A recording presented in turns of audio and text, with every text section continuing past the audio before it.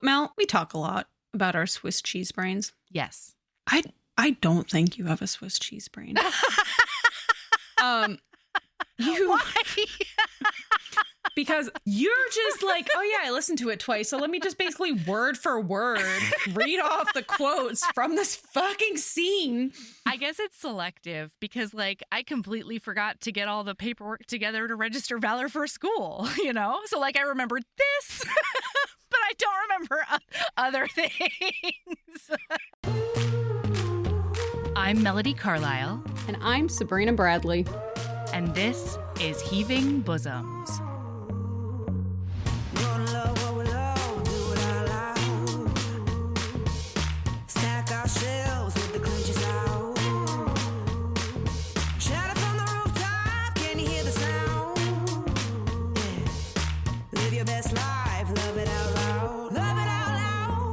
This is the podcast where best friends recap romance novels and other kissing media that makes us swoon, snark, and refills our cups. Whether you've read the book or are coming in blind, we'll lay bare every delicious scene and revel in the tropes and subgenres that make romance amazing. All right, listener, strap in and strap on. Headphones are highly recommended.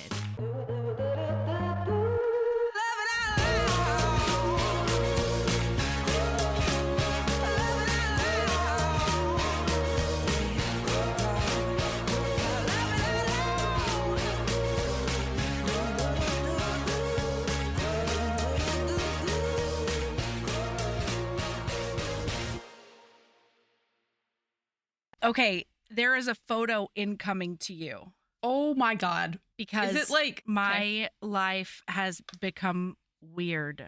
You just held on to this picture to send it to me live? Yeah, listener, I need a live reaction. We've been chatting about like life stuff for a good for like 40 over a minutes. half hour at this point. Yeah. Because like life's been rough. And can I tell you how Melody is the cutest thing in the entire world, though? I'm still waiting on that picture. No, why? But How? last week, so we have been under like duress in Arkansas. Yeah. For over a week. Yeah. Like, we are not made for this cold. People are like, why can't your HVAC unit keep up? Because, bitch, we're not made for 3-degree weather here. Frozen water fell from the sky in Arkansas. And, like, things are not okay. It's like a locust came. I literally had to get a ride to work because the roads are fine, but I cannot get up and down my driveway in my sedan. Yep.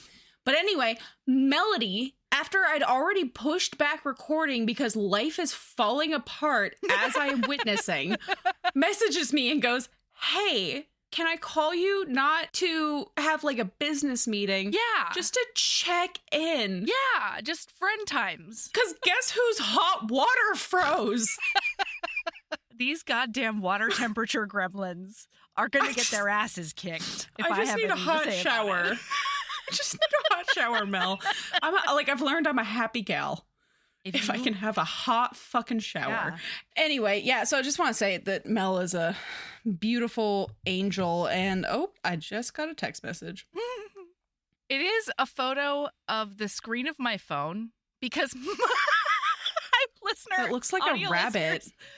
Audio listeners, I need you to understand Sabrina's face right now. It's great. That crack looks like a rabbit. So part of my screen broke, and it is Mel! a sakui. It's a Masaka dick. It's a dick with a spur on top. It's a rabbit. It's a cock and balls. It's a black cock and balls permanently on my screen. I picked up my phone, and that was the first. I was like, "What am I looking at?" I was like, "Is that a space heater?" Clearly, the phone is here. What is interesting about this? And then I went, "Oh, that's that phone. That's a penis. It's a Masaka cock. It is. It is. It's even got like Dixon. It's got a spur on top. It's got a giant. No, it's a little curved. You fucking asshole. The last time we recorded and talked, you were like, worst guy. Fucking check that shit out. Oh. Bad guy, worst guy. Worst guy is so good. I legitimately. I could not read. I could not eyeball read. Yeah. for 3 Good fucking audiobook, days. though. You know what I did instead? Tell me everything. I deep cleaned my kitchen because I realized all of my hobbies involve screens. I knit while I read. I crochet while I read. I cross stitch with a tablet in front of me. I play video games. I podcast with people who are not here right in front of me. Literally, Yeah. I do not have a fucking hobby that does not include a screen. And so I listen to audiobooks. Yeah. Specifically, I hopped back on the Make Games War and deep cleaned the shit out of my kitchen for like 6 hours. And it's beautiful. But like, there is nothing more humbling than listening to some of the hottest sex while you scrub with Clorox wipes the detritus that comes from heating things up in the microwave without a lid on it because you're a fucking monster and can never be fucked enough. Savage. I live alone. But it does mean that when I let it build up for a while, I do just sit there and it's talking about super sexy things. And like, they're like talking about how it goes in and he's spanking her and he's making beautiful like words at her face and his fucking Irish accent. And you're just like, scrubby, scrubby, scrubby, scrubby, scrubby, Scrubby, scrubby. I wonder what that was. What is that? Red sauce? I don't know. Maybe that's the curry I had. Okay, so since I took that photo, has it gotten worse? So the spur has engorged a bit more. And also, this is clearly an ice planet dick because it has started to melt a tiny bit. So that's what's going on over here. Your background! I've been trying to find that background for fucking months. It used to be my old phone background. Oh, I'll send it to you. Please do. Yeah, totally. So Rachel Ray made these. They're phone wallpapers. It was my phone wallpaper for literal years. And then I couldn't find it. Oh my gosh. When I got a new phone and I was distraught. I'll send it to you. Huzzah. Yes. Oh my God. Are we gonna be matching? We've gotten so much done already. And we're only, 5 minutes into this recording. Yeah. Which is honestly incredible. Usually you and I have one topic for approximately 15 minutes, and now we've really just lambasted listener with 8,000 different topics, an update on our lives. When we don't record for a while. It really fucking is. It is. And that's, but like, to be clear, that's after 40 minutes. I know. Of secrets. Of things that are not fit for public consumption, everyone. Listen, we read a really fucking good book, but first we have to do Patreon shout outs. We do have patrons. We have some incredible patrons who joined our Patreon. And so we are going to welcome them right now. So welcome. Hey, thanks. Shelly C. and Ever. Danielle and Zoe. Dawn and Stephanie. Danielle and Christina. G. Very jealous. And Amanda. Ooh. Carolyn and Kayla E. And Jennifer. Welcome. Thank y'all. To the Patreon. Yeah. Thank you. Hope for you enjoy us. the Thank chaos. You for being amazing. Yeah. Get stoked for, I think last week I put up a reading roundup that you might enjoy. So in addition to our Crescent City coverage, we're doing reading roundups. Sabrina, I can't be on the internet, period, the end, until we finish Crescent City's book 2. Crescent City? I already had to unfollow like 2 book groups. Yes. The book doesn't come out for 8 days. I know, but apparently the twist in book 2 is so big, and like there's a thing that got leaked about book 3, like and like I just can't be on the internet because it's on just random shit people are commenting, like wild animals about stuff that has nothing to do with Sarah J. Maas.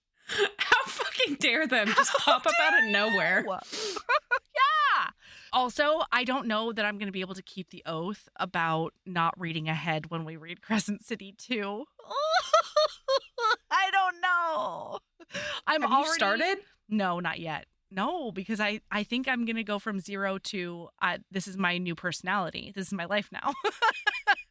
Moving on. Holy fuck balls. His Pretend Baby by Theodora Taylor. Can you believe that I had to twist listeners' arm to get this on the rating list? This literally, like, you put it on voting long before I joined you as co-host, and that was even before I was announced, like months before I was announced. This on the voting sheet no less than 4 times, I think. And then finally, I had to just be like, y'all bitches are getting it either way. This is my pick. How is this book only 210 pages? Yeah, I know. It is tight. This book is tight. Like, Theodora Taylor's craft is so incredibly on point. And, like, I know a ton of people who have been Theodora Taylor stans for years. And I just haven't been able to do you want to hear a thing? My shit together. Yeah. So I bought this book because it's literally not at any of my libraries. Right. And then I bought the audiobook. Yeah. Because you did bash your brain. Yeah. And then I found out that Theodora Taylor is like hella on Kobo Plus. Yes. And so I have signed up for Kobo Plus, and I've already downloaded like 3 books by Theodora Taylor. Yes. I'm going down a new rabbit hole, and like I don't have time for it, but I'm going down it anyway. It has to happen. I've done the same thing. It has to happen. It has to happen. Have you read more of her stuff? I haven't started them yet, but I've got, because my library, my library has a bunch of her audiobooks. And I'm like, whoever this goddamn secret romance-loving librarian is, like, if you listen to Heaving Bosoms, please email me. Because the couple of librarians I spoke to seemed very uninterested and maybe disapproving of my interest.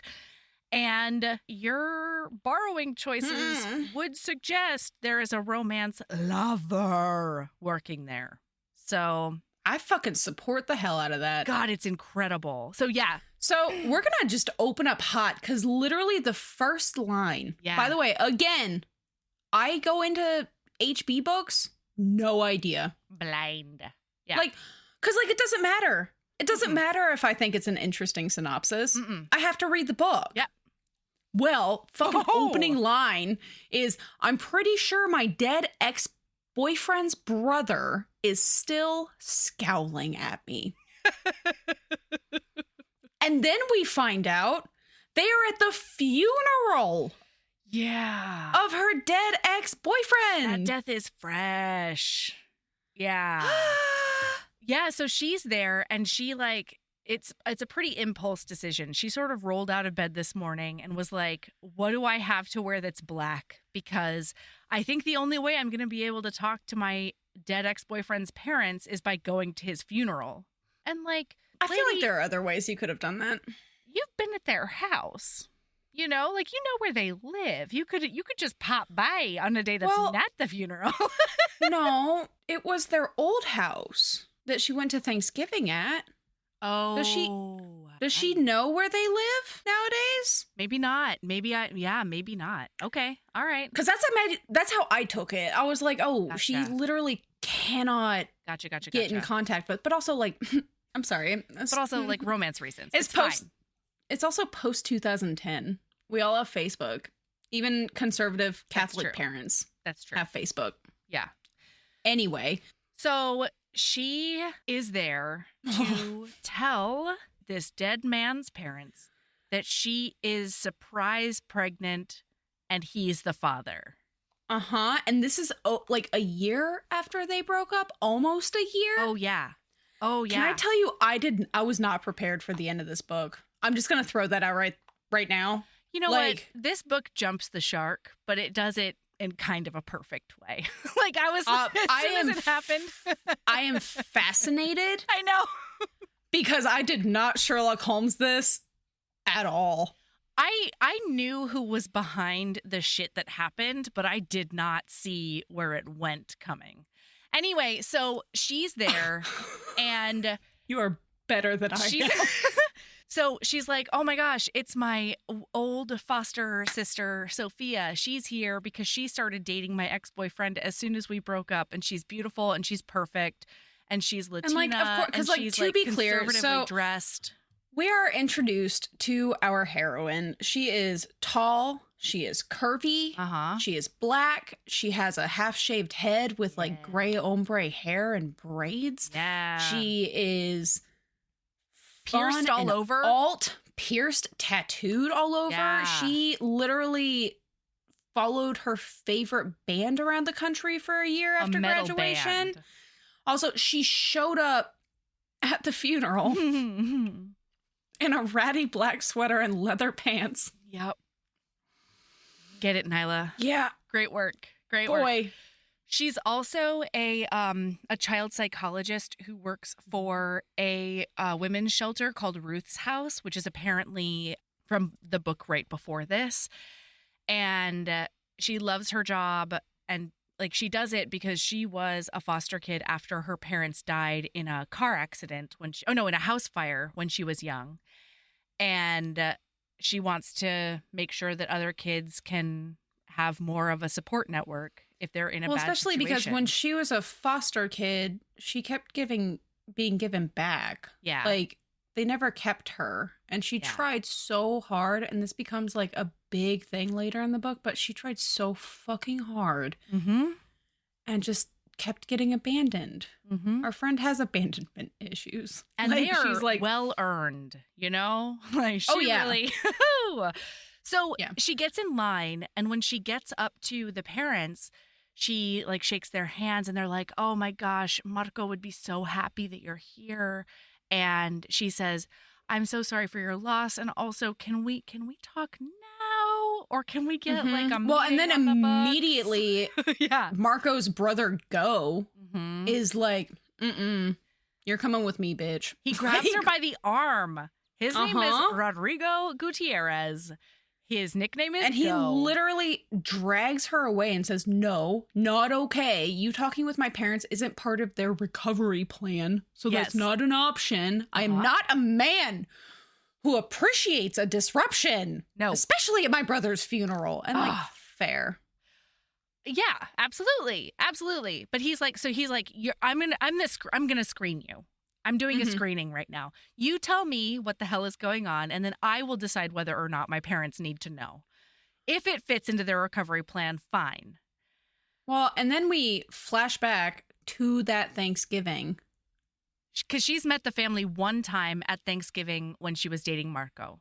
Because he breaks up with her, like, 4 right days after later, Thanksgiving. the Monday after. He calls her in, or like, he's like, "Hey, can we meet up?" And she literally shows up, and she's like, "Hey, I know we don't have to make. It's not this, your favorite band. Let's not make this weird." Yeah, because while she's there, she does get high before going. By the way, Marco is a police officer. He is one of those polices. Yeah. Wow. And everybody. she shows up. She does smoke up before going. She has been warned, don't take off the turtleneck because of the shirt. You're nervous. Yeah. Of course she is. Because they've got a very conservative, like Catholic family. And so she's really nervous about it. And it's brought up a couple of times that their parents are immigrants. Yes. Yeah. Like, and they feel some kind of way about alt things. They like conservative Catholic. Yes. Yeah, conservative Catholic Mexican family. And so she gets there, and immediately Go comes over, and everybody's calling him Burger. And so they're like, Burger, what? I will say, I fucking Sherlock Holmes the shit out of that one. Because he came up. Sabrina. Great job. It wasn't a waving red flag. It fucking was. Because, like, I talked to one of my friends who's read this book, and they're like, "Yeah, I had no idea." Oh, really? Yeah.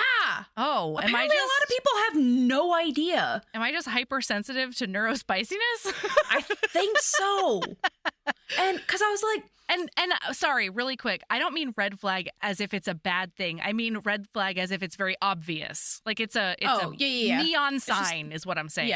Yeah, because they fucking call him Burger. Yeah. Because he went to get diagnosed maybe with Asperger's. Well, he's as an adult on the spectrum. Yeah. Yeah.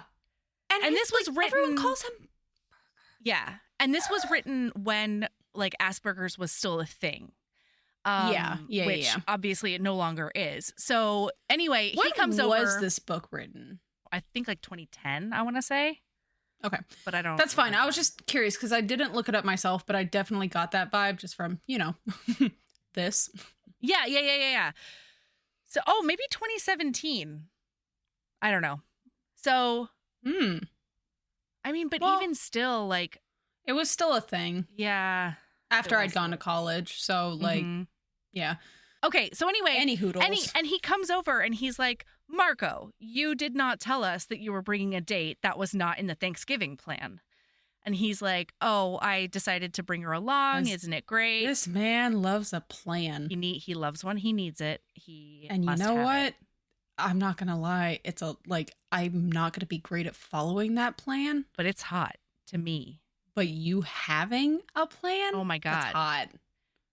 Me being able to press the easy button on planning, that is sexy. You want to do that elbow Are we grease? Airing all of our neurospaciness together right now? Maybe. No, but seriously, like horribly unplanned. My whole life is just a shock one after another. Bit of a chaos storm over here. I mean, and I married a like capital P planner, Really? Oh God. Michael is so organized. He thinks ahead about everything.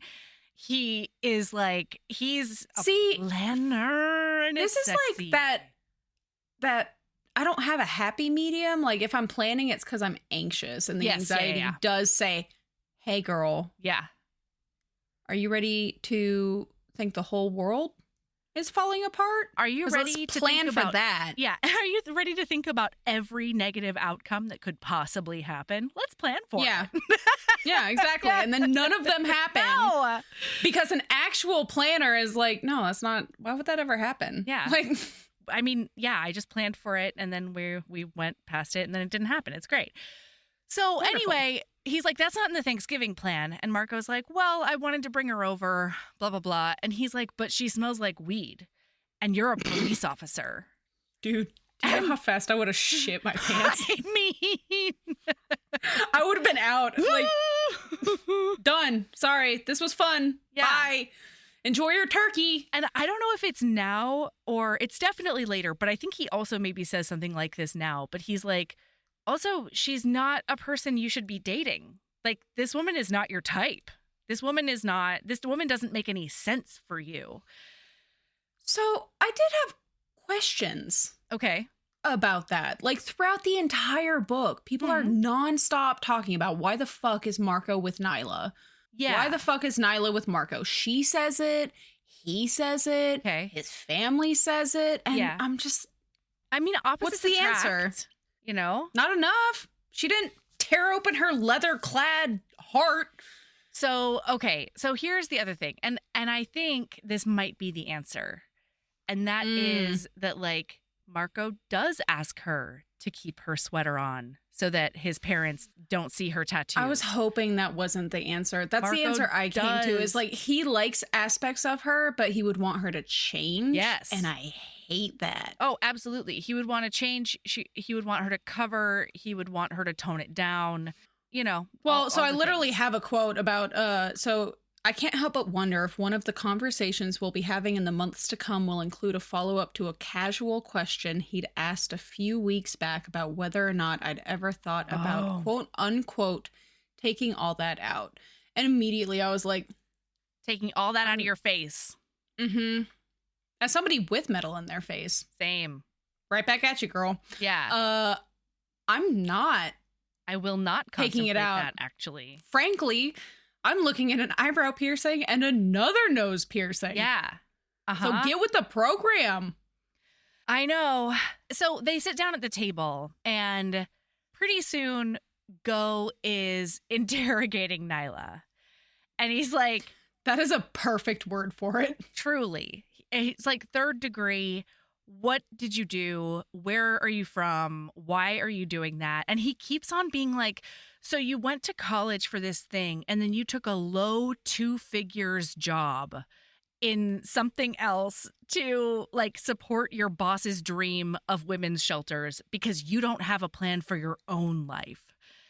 And the whole family is like, hey, can we cool it a tiny bit? La, la, la, la, la.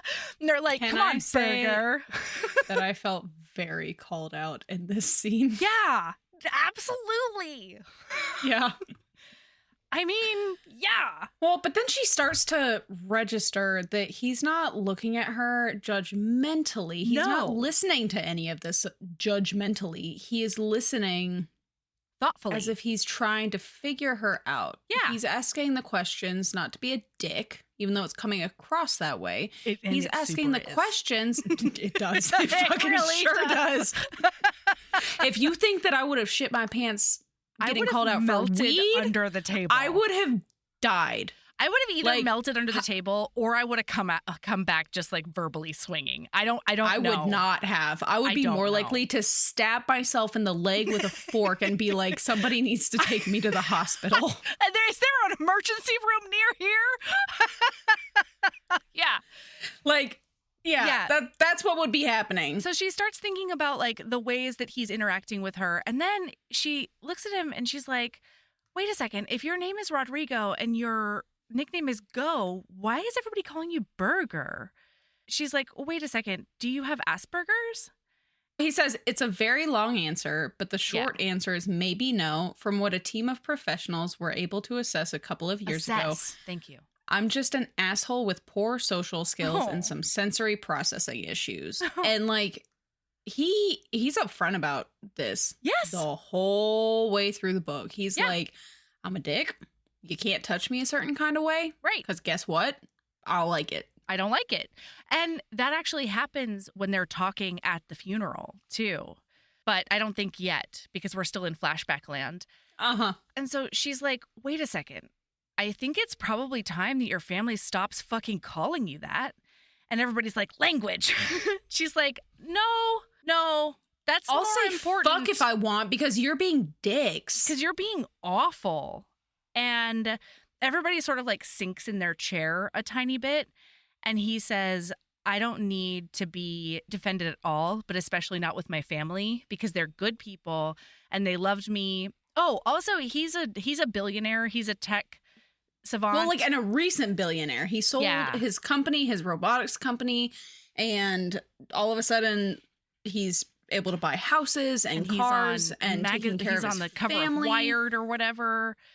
So he says, I don't need to be defended. They're good people. They loved me before the money and they love me the same after the money and whatever. And she goes, okay, so this is a great opportunity for them to be better people who don't fucking call you that. And this is a reminder that good people do fucked up things. Yeah. Okay. And maybe they don't even realize it. Yeah. Sometimes they just need a wake-up call. Absolutely. Absolutely. So turns out nobody else calls him Burger for the rest of the night. What? That's crazy. I don't think he gets called Burger ever again.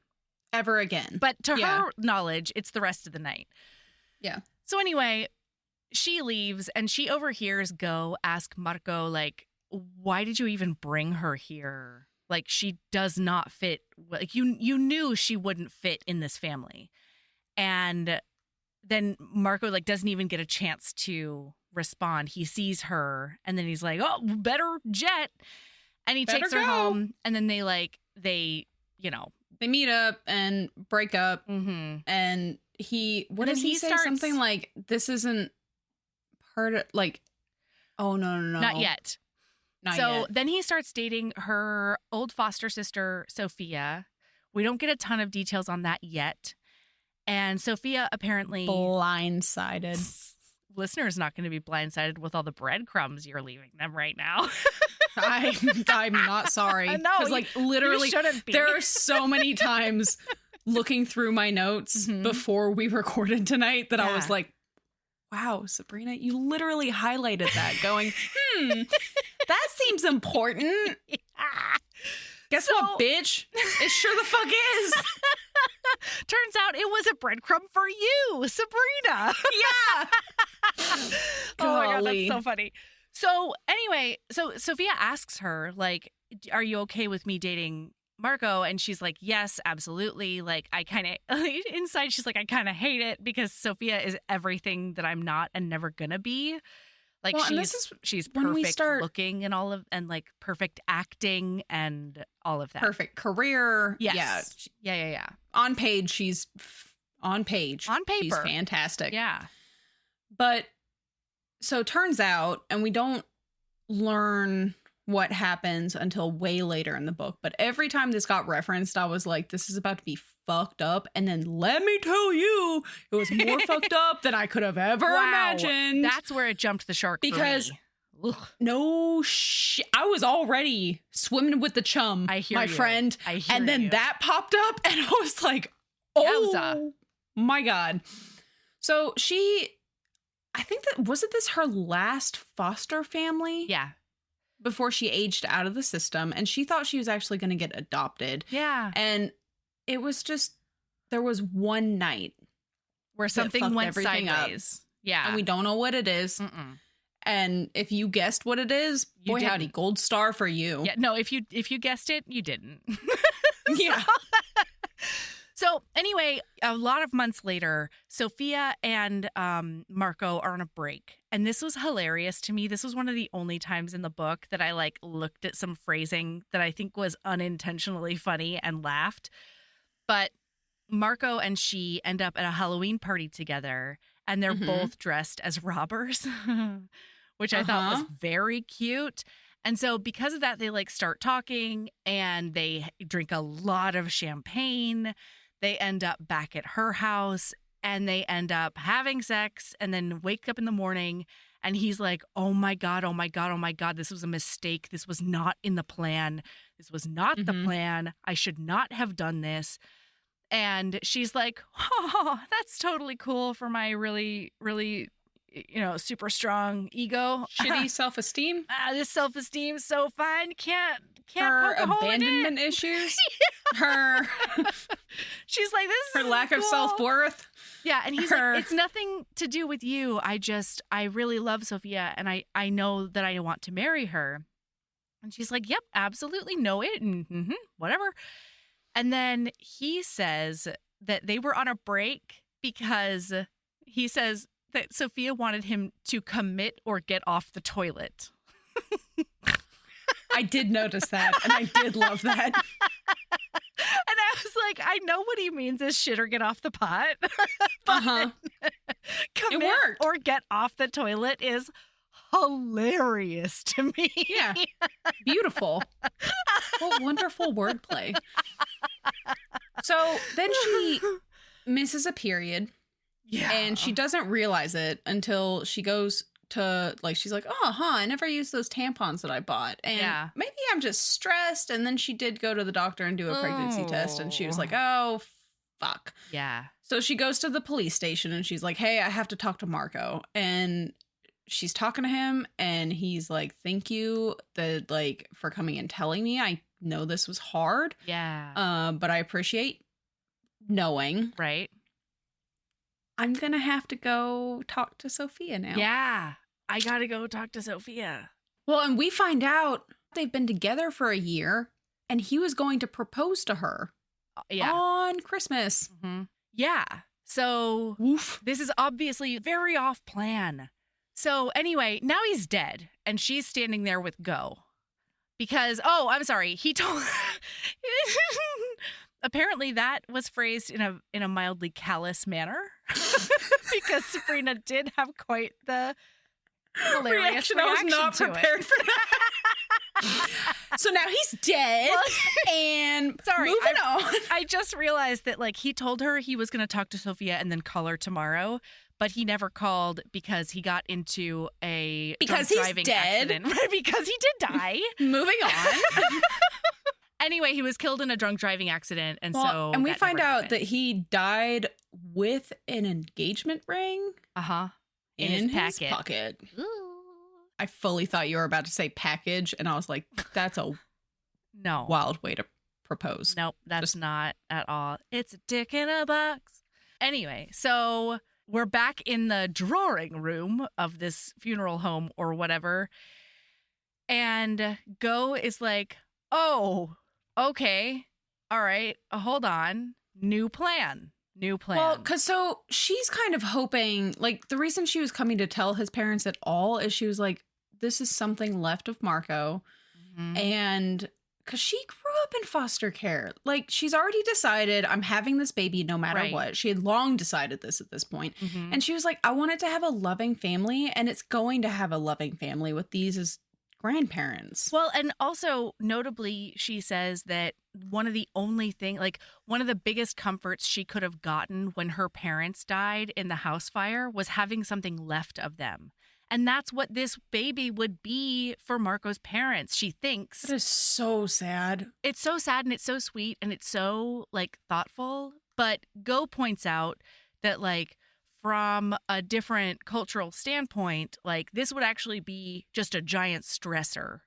Because instead of being looked at as, like, something left over of Marco, it would be like, he did cheat on his, almost fiance, and now he's going to have a child out of wedlock. Because they're not going to care all the that they were on a break. No, and they were. That's not how that works. Right. Yeah, but as far as his parents are concerned, as far as the family is concerned, they would be like, that wanton whore. Yeah, no, yeah. I mean, they wouldn't be that judgmental because I think they're like better, nicer people than that.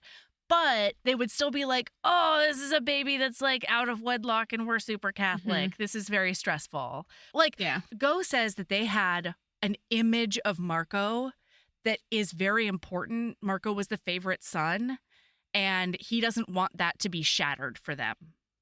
Well, he wants to preserve that. Where we get some insight into Go, because Go is like, they don't love me the way that they love Marco. They can't. I was a difficult child growing up. They were freshly immigrated. They didn't have the support system to figure out what the fuck was going on with me. Yeah.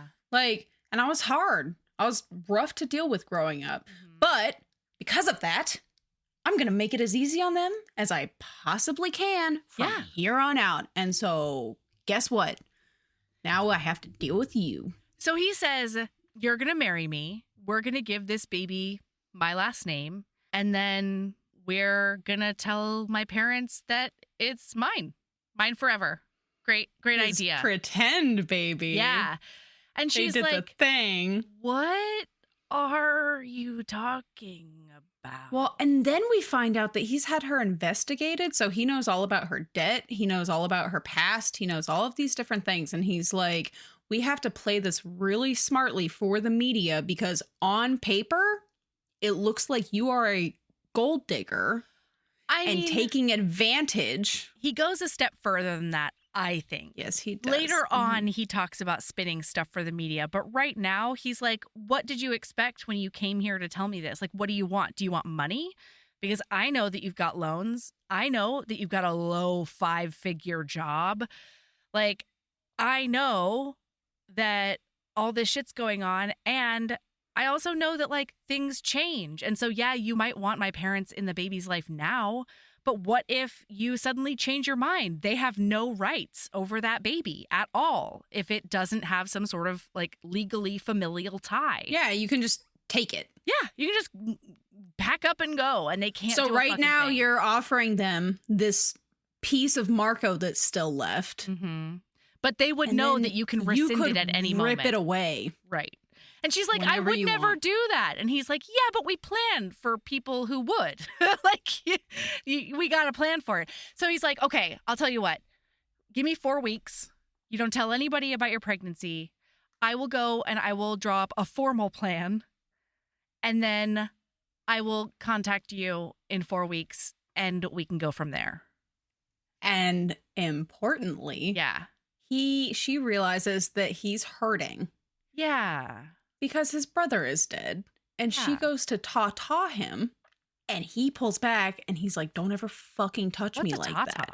Like, pat on the back, snuggle. I've never heard that phrase. Interesting. Ta-ta. Apparently, it's super Cajun Southern. Oh, okay. That makes sense. Yeah. Because I say it here in Arkansas and people are like, what is that? And I'm just like, Okay, so it's not just me. I'm not the nutter. No, it's not just you. Okay, no. It's nobody fucking knows it. It's just being taught, like you taught a baby or you taught somebody who's having a hard time. Like it's a comfort. But anyway, so she goes to never would have used that word, but that's exactly what it is. She goes to comfort him and he's like, don't touch me like that. I don't like being touched like that. And and you can't hug me without warning me. Like, you can't do it out of nowhere. That's not how it works. Yeah. And so she backs up and she puts her hands up and she's like, hey, I'm really sorry. You're right. I should have asked you first. And then he says, yeah, that's not the way it works with me. And then how does this progress from here, Sabrina? Tell them. And then I have the quote. Yes. Because she says, obviously, I'm not going to marry you. I could never marry you. Why not? He asks, as if I'm the crazy one in this conversation and not him. Because I barely know you and because I don't really like you. My words are extremely sincere, but they're abruptly cut off when Go suddenly pulls me into a tight hold and without any warning whatsoever kisses the hell out of me, crushing his mouth to mine. Maybe it's because it's so unexpected, or maybe it's because I'm so shocked by the length and thickness of the erection that's pressing into my stomach. Maybe it's because I did not in my wildest dreams expect a guy as cold as Go Gutierrez to lay a kiss on me this insanely hot. Mm-hmm. Just so you know, listener, this book is spicy and it's great. Yeah. It is so fucking good. Well, so then he pulls back with this self-satisfied smile on his face and he says, I think you can marry me. I think you can marry me just fine. You're going to be fine. And then she goes to leave and she's like, wow, I've never been kissed like that before. Yeah. Let me just sit in my car for a second. Yeah, she has to sit in her car for 20 minutes and pull herself back together before she can get on the road. Which, like, fair. She doesn't tell anyone for 4 weeks. And then when 4 weeks are over, she's feeling like an idiot because he has not reached out. And obviously he's forgotten about her. Well, and she's been fucking up at work because she can't focus and all of these things. And then her boss, who runs Ruth's house. Yeah, Ruth's house. Why is a THS so hard? It's a tough one. Yeah. Ruth's house. Anyway, she's like, oh my gosh, no wonder. Are you okay? And that's Sam, by the way. Sam is the owner of Ruth's house. And Nyla's like, just don't fire me, please. I promise I'll be better. And Sam's like, I was not going to fire you. You've been a little distracted. Like, it's fine. And before Sam can even go anywhere, Nyla's like, I'm pregnant. Yeah.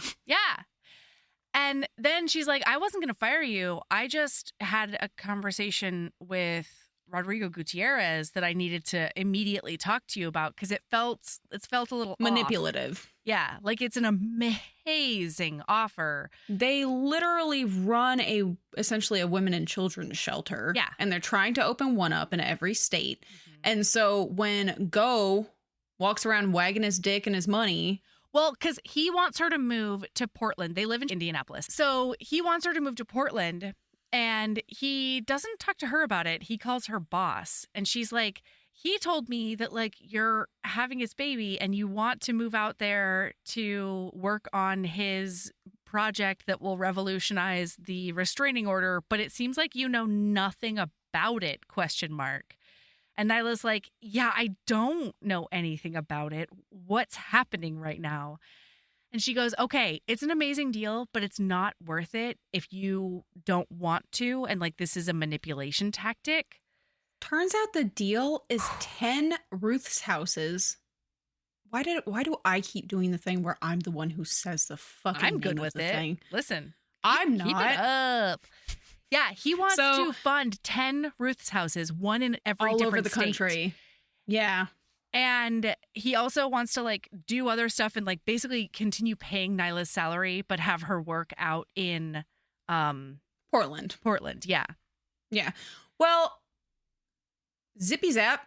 We're there. That's one of my favorite chapter openings, though, because she's like, this fucking bastard. Like, one Ruth's house I could have said no to, but 10? Like, you hot genius. She even says maybe one, maybe even two, but but 10? 10? God. Literally 20% of the country? How fucking dare you? Ah. Yeah. And she's like, well played. So the next chapter opens with her there. And all of his minions are like, okay, so we're at the start of the plan for today. And she's like, I did not read that plan. And they're like, like all of their sphincters clench on every single person she encounters. And they're like, oh they're my like, God. No. What do you mean you didn't read it? No, don't say it. Don't say it. Oh my God. No, what don't are you let doing? anybody hear you say that. And they're like, a really good way to get fired on the first day is not reading the plan. I've seen it happen. And she's like, it's fine. Just show me what's going on. So they go show her. And it turns out this very creatively named thing is essentially a tracker bracelet that like handles a lot of it would ping robotic if they get shit. too close to the victim, and like it's really, really cool. And she's like, I'm going to talk to him right now. I'm so and they're excited like, no, about it. But no, you can't do that. And she's like, it'll be fine. Trust me. To be clear, listener, it was not fine. It's barely I was not fine. happy about this. Barely fine. Turns Like, out okay, but like barely. So she rolls up. They're trying to drag her back like a fucking skit. Yeah. And he walks out of his office with none other than Sophia, her old foster sister. What the fuck? And she's like, they're laughing together, but she can tell that Sophia's been beautifully crying recently, like very, very tidily crying. And I'd also like to give you the description of this hot nerd. Yes, please. Because he was wearing a pair of silver glasses today and looks way better than any bearded nerd should in a Viking shifter's hoodie, blazer, and jeans. His clothes hug his long, trim body so well. I'm guessing some level of custom tailoring went into every item that he's wearing. And let me tell you, I love a hoodie blazer combo. I do. Especially a fucking geeky billionaire. I know. It can be douchey on some people, but when it works, some people pull it off. Oh, it works so hard. And like, so this is spoiler alert, listener. If you don't want to know what happens in like 20 pages, skip forward like 30 seconds. But one of my favorite moments in the book is when at one point he's like, do you know how satisfying it is to watch a tough girl like you fall apart on my nerd dick? I have that highlighted. I read that. I had to put my phone down. I was like, I got all flushed. Wow. Woo! Okay. Yeah. So Sophia like nods at her and then walks past, and she's like, okay, they sort of look like they were talking about me. If people can look like they've been talking about you, that's what those two look like. So then she goes in. And he's like, wait, I thought we were meeting at 2:15. She's like, yeah, but I'm here now. And so he's like, okay, new plan. And like he tells his assistant to like move things around to like accommodate her right now. They go inside and she can tell he's like a little bit off balance. He doesn't like being off plan. Off plan. But he's like game, you know? He's trying to make it work. So she's like, why was Sophia here? And he was like, she was asking for a donation to your old college. And he's like, it's got a fine engineering program, no robotics program, but I guess it's satisfactory for child psychology. And she's like, well, and then it turns out that he just dropped a couple $100,000. Yeah. He's like, it's no as a big deal. donation. And she's like, what the fuck? Yeah. I literally couldn't do a couple $100 without some serious planning. Yeah. Can I tell you? Oh, no. I'll tell you at the very end what my thought was. Okay. So I want to. Okay. So he's like, okay, here is my formal plan. And he hands her, he hands her another NDA first. And she's like, this is like the fourth one I've signed today. And he's like, yeah, the more you sign, the closer you are to sealing the deal. Yeah.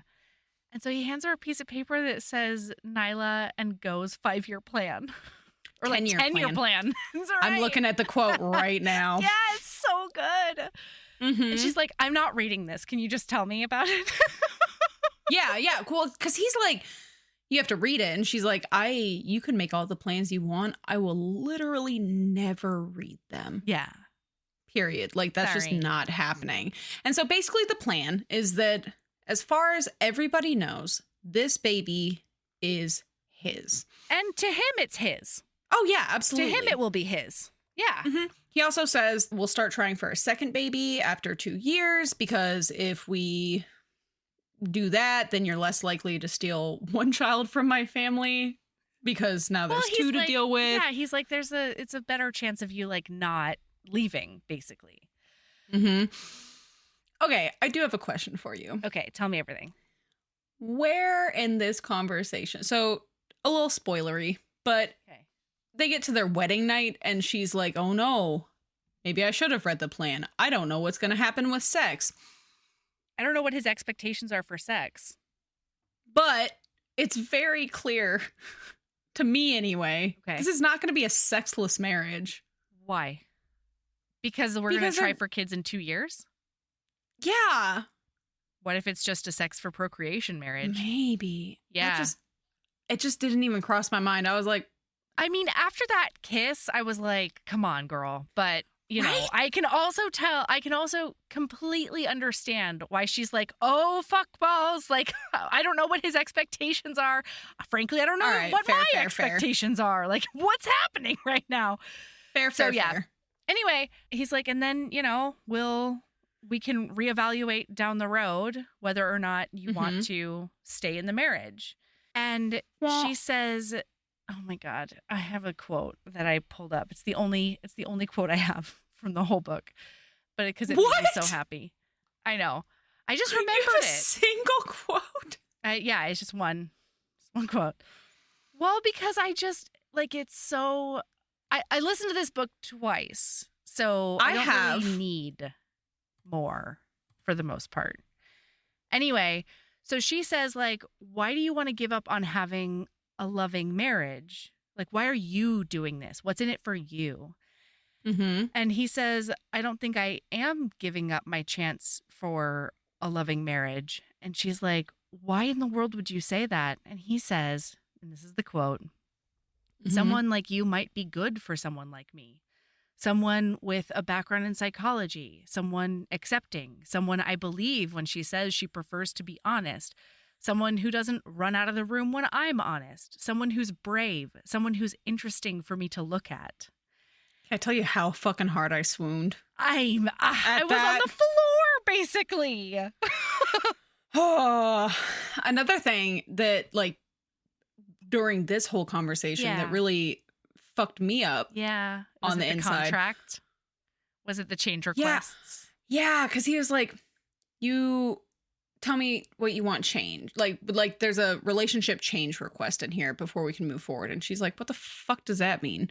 Yeah. And he's like, well, we're going to make a committed decision to adjust ourselves to suit the other person. And she's like, I'm not fucking doing that. That's basically everything about me is I'm not changing for you. Right. I'm not changing for a man. I also don't want you to change for me. Yeah. You, like, just because you're an asshole with poor social skills does not mean, it just means that you're hanging out with the wrong people. You need somebody who will she care says you're about not you. hurting anybody. And he gets this like look on his face. And the one qualm, if I had a qualm about this book, the one qualm I would say is the amount of times that he's described as like buffering, you know, like he's a computer who can't compute and like he's a robot and he's a robotic, you know, like all this person. This stuff that a lot of people on the spectrum are pigeonholed as, he does get described as a lot.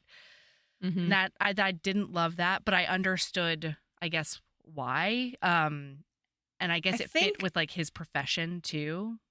I think one, because you and I are both sensitive to neurospicy things. Yeah. And two, probably in some form or fashion It was a while on ago. the spectrum, it was a lot. Because, like, I don't need that constant reminder. Yeah. Like, but also, I'm on the spectrum. Yeah. So, like, no, totally. I don't need that reminder because don't worry, I see myself in him in quite a few ways. And so, like, Absolutely. I don't need a constant reminder that he's buffering. Yeah, but I also buffer. I know.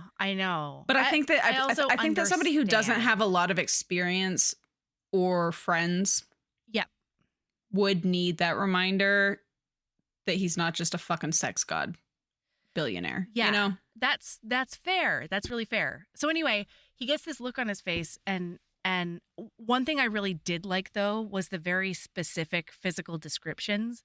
Like she says that he'll rock back and forth like twice and then look as if he schools himself to like stop on Boy's purpose. got tics. And the hardest thing about podcasting is not moving around. Is not fidgeting and like tapping things. I have a fidget cube. Yeah. I have one on this desk. I have one on my desk at work. And I have one that I keep in my car because like I just need to be doing something with my hands. Yeah. Podcasting, can't do those things. Got to stay not making noise. Absolutely. I really liked that though. Like the very specific physical, like put us in the room descriptions instead of like the robotic metaphors. How the fuck did I see him so clearly in 200 pages? I know. Like this is less than 100 pages in and I was like, I can see this man. Like literally in my mind's eye. I don't need, and usually that's not the case. Usually I think we've talked about this. Like it's just a blobless form, whatever. No. This man was in my brain crystal clear. Yeah. Anyway, so she says like, more than my not wanting to change for you, I don't want you to change for me. And he looks at her and he says, I've never signed a relationship contract that doesn't have change requests. And she says, then you've been signing contracts with the wrong people. I don't want you to change, but I also need you to know that like I will respect your plans as long as you will respect that sometimes I will have to deviate from them, essentially. Is this where we learn her nickname in high school was Lil Dis? Yeah, I think so. For like Lil Disruption. Uh-huh. Which is like so cute. It's so cute. And he loves it. And then zippy zap. Zip. We're married. Yeah. They got married. And they're having a big old publicity thing, and we are entering it with her having a fucking panic attack. She passed out in there because she's not a liar. It has been made very clear that she does not lie. She hates it. She's been burned by lying in the past.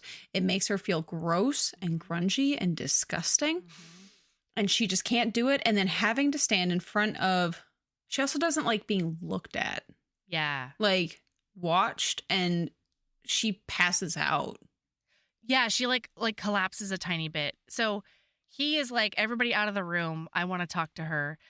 And one of the sweetest things in the whole wide world is he says, okay, full disclosure, is this reaction to the question about what it feels like to be married to me? And she says, what? No. It has to do with the lying, and I don't like being looked at. And he says, oh, you don't like being looked at, and you have all these piercings and like alt vibes. That makes sense. And she goes, like in her brain, she's like, anybody else would, I think, say that sarcastically. I expect it to be said sarcastically, but it's not. He says it like he understands me. And he looks at her and he goes, it's armor. And she says, yeah, like that's exactly what it is. Yeah. And nobody's gotten that before. Also, Mel, what's up? We talk a lot about our Swiss cheese brains. Yes. I completely forgot to get all the paperwork together to register Valor for school, you know? So like I remembered this, but I don't remember other things. Okay. Kind of like how I can still word for word with just a single tune sing all of that one Under My Skin album by Avril Lavigne from 2002. Yes. Like I have all those lyrics on lock. Don't fucking ask me to integrate. I have a fucking math degree, and don't fucking ask me to integrate without a reminder. Incredible. Anyway, so she feels very understood. I just had to ask because as the words were leaving your mouth, I was like, I think Melody is a fucking liar. I love you so much. That makes me feel so good and competent and stuff. I did finally get those forms together, so everything's fine over here. Anyway. So she doesn't like people staring. They have this conversation because this is all caps, or not all caps, but capitalized, the reveal plan. Yeah. Because what they're saying is they met over Thanksgiving, had a whirlwind romance, and decided spontaneously to get married, and oops, we're pregnant. Right. Which, like, there's a lot of holes in fine in here. Whimsy, whimsy, whimsy. The whimsy, reporters say. Whimsy. Sure, man. Whimsy, whimsy, whimsy. Well, but it's great because he's squatting in front of her and he says, "Okay, all right, everybody, new plan." And then he just leaves the room and she realizes that he's going to do the entire announcement by himself. So that she doesn't have to stand there and lie. Yeah. And she's like, oh my God. And also right before he leaves, he like he gives her an arm squeeze and it's like nice and firm. And she's like, I want to lean into it. I want to like melt into his lap basically. And it's the only time he's touched me all day because, listener, I need to talk about this for at least 19 hours. They didn't really have a wedding. But what they did do was have a hipster as fuck photography tour where like they took pictures in front of like Portland art. And then they like stood on either side of an organic pig from an organic farm. The freak and the geek fall in love. The freak and the geek. And like she's in it's like a peach lacy dress and she's got all of her, hardware in her face. And he is like, when they're standing next to the pig, they both look incredibly uncomfortable in like the most adorable way. And not certain what's going on. Yes. Also, can I just say how much I love the term hardware for piercings? Because it does make me feel like a little DIY queen. Yeah. I need that pump up. I'm like, oh yeah, hardware. Yeah, this is my hardware. Got that? Yeah. Got that.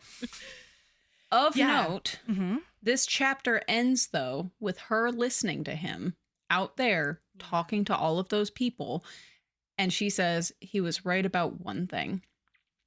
He's a lot better than me at lying. Yeah. Dun, dun, dun. Dun, dun, dun, dun. And then don't worry, I did promptly forget all about that line and just roll into the rest of the book and then was blindsided. Whimsy, Sabrina said. I whimsied so hard in this book and loved every fucking second of it. Especially when it fucking slaps you. So the next chapter, they are in his teched out house that literally announces everybody's movements. Do you know how fucking fast I turned that shit off? It's a nightmare. Melody Carlisle has entered the living room. Sabrina Bradley has entered the garage. Yeah. My favorite, though, is later on when shit's going down and suddenly the computer goes from entering and exiting and all that kind of verbiage to this bitch is running up the stairs. That's so funny to me. Like, she's going, heads up, she's going real quick from room to room. She's going to get there faster than you're expecting it. It's so fucking funny. Anyway, okay, I'm so sorry. Oh my God. When we get there, I do have to bring up Disney Channel original movie Smart House. Ooh. Because, like, I'm a tech person. Yeah. I don't have a particularly smart house because that movie scarred me. Really? As a youth. Is it like a Disney horror movie? No, it's like, it's a fun movie where they move into this smart house and like you go up and you're like, hey, I'm ready for breakfast. I haven't watched it, to be clear, in probably 15 years.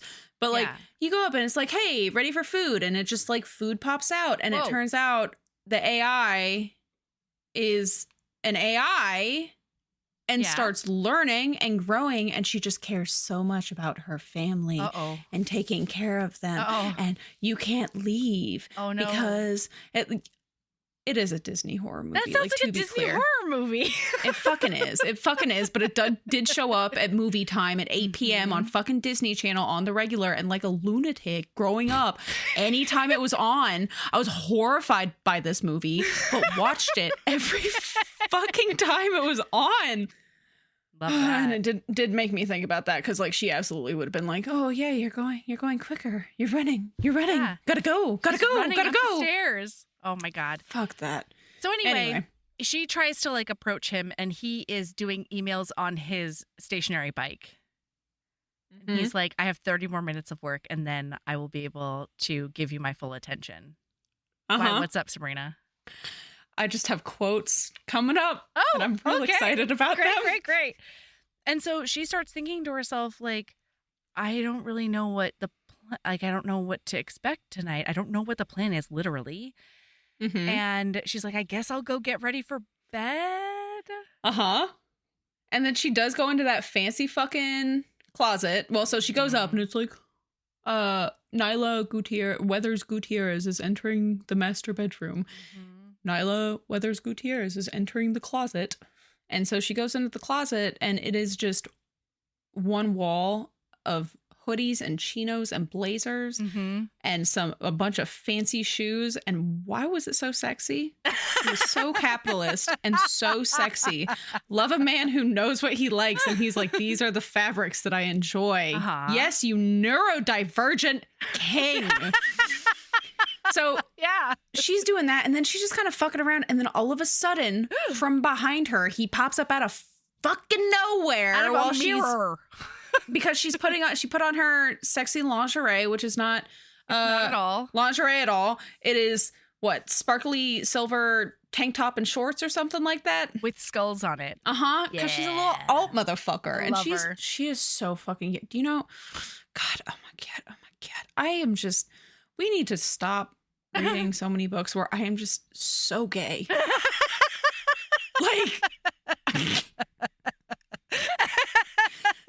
Sabrina, I don't think that's ever gonna happen.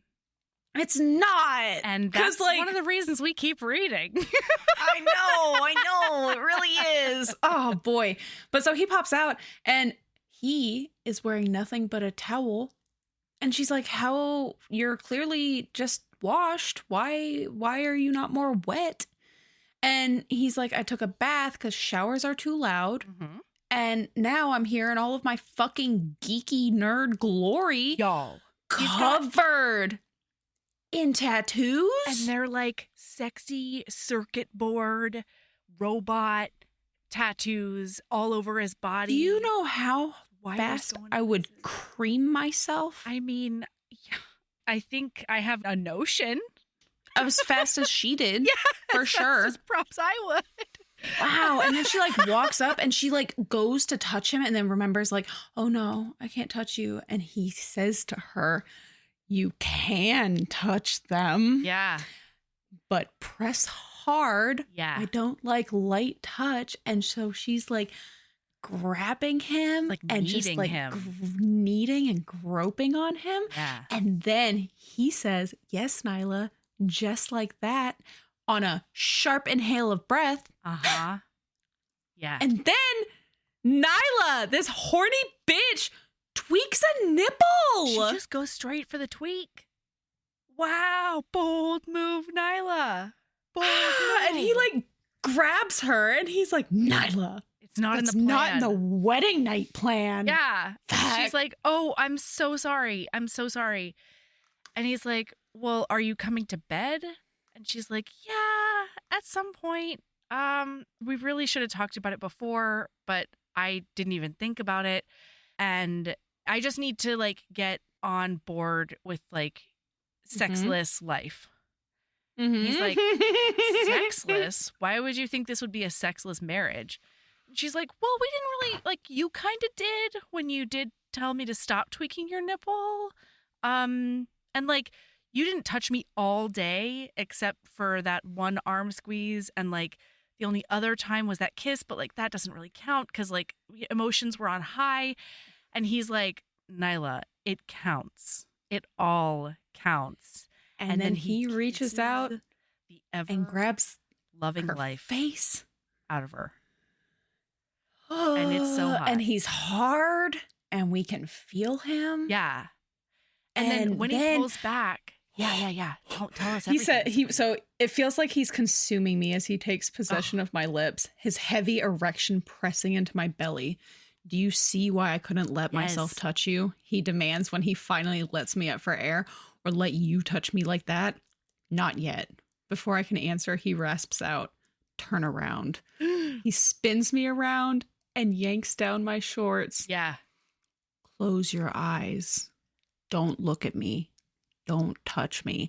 And then he does start like kneading on that pussy. Yeah. And she can feel his wedding ring against her clit. Yep. And she does open her eyes in the mirror. Mm-hmm. And in the mirror, he is like gripping her throat with his fucking sexy tattooed arms all over the place. And he's like nuzzling into her neck a bit and fingering her. And then he says, "This is how it is with me, Nyla. I don't like being touched. I like doing the touching." Mm-hmm. And yowza. And then, but yes, but to finish that quote, yeah. But I don't touch nice, yeah. So I have a routine. And then he sticks his big old geek cock into her. He just impales her without a lot of warning, and it's fine because she's ready. It's okay. And then he growls into her ear, "Close your eyes. This will be over before it even begins if you keep looking at me like that." Listener, are you ready for the plan?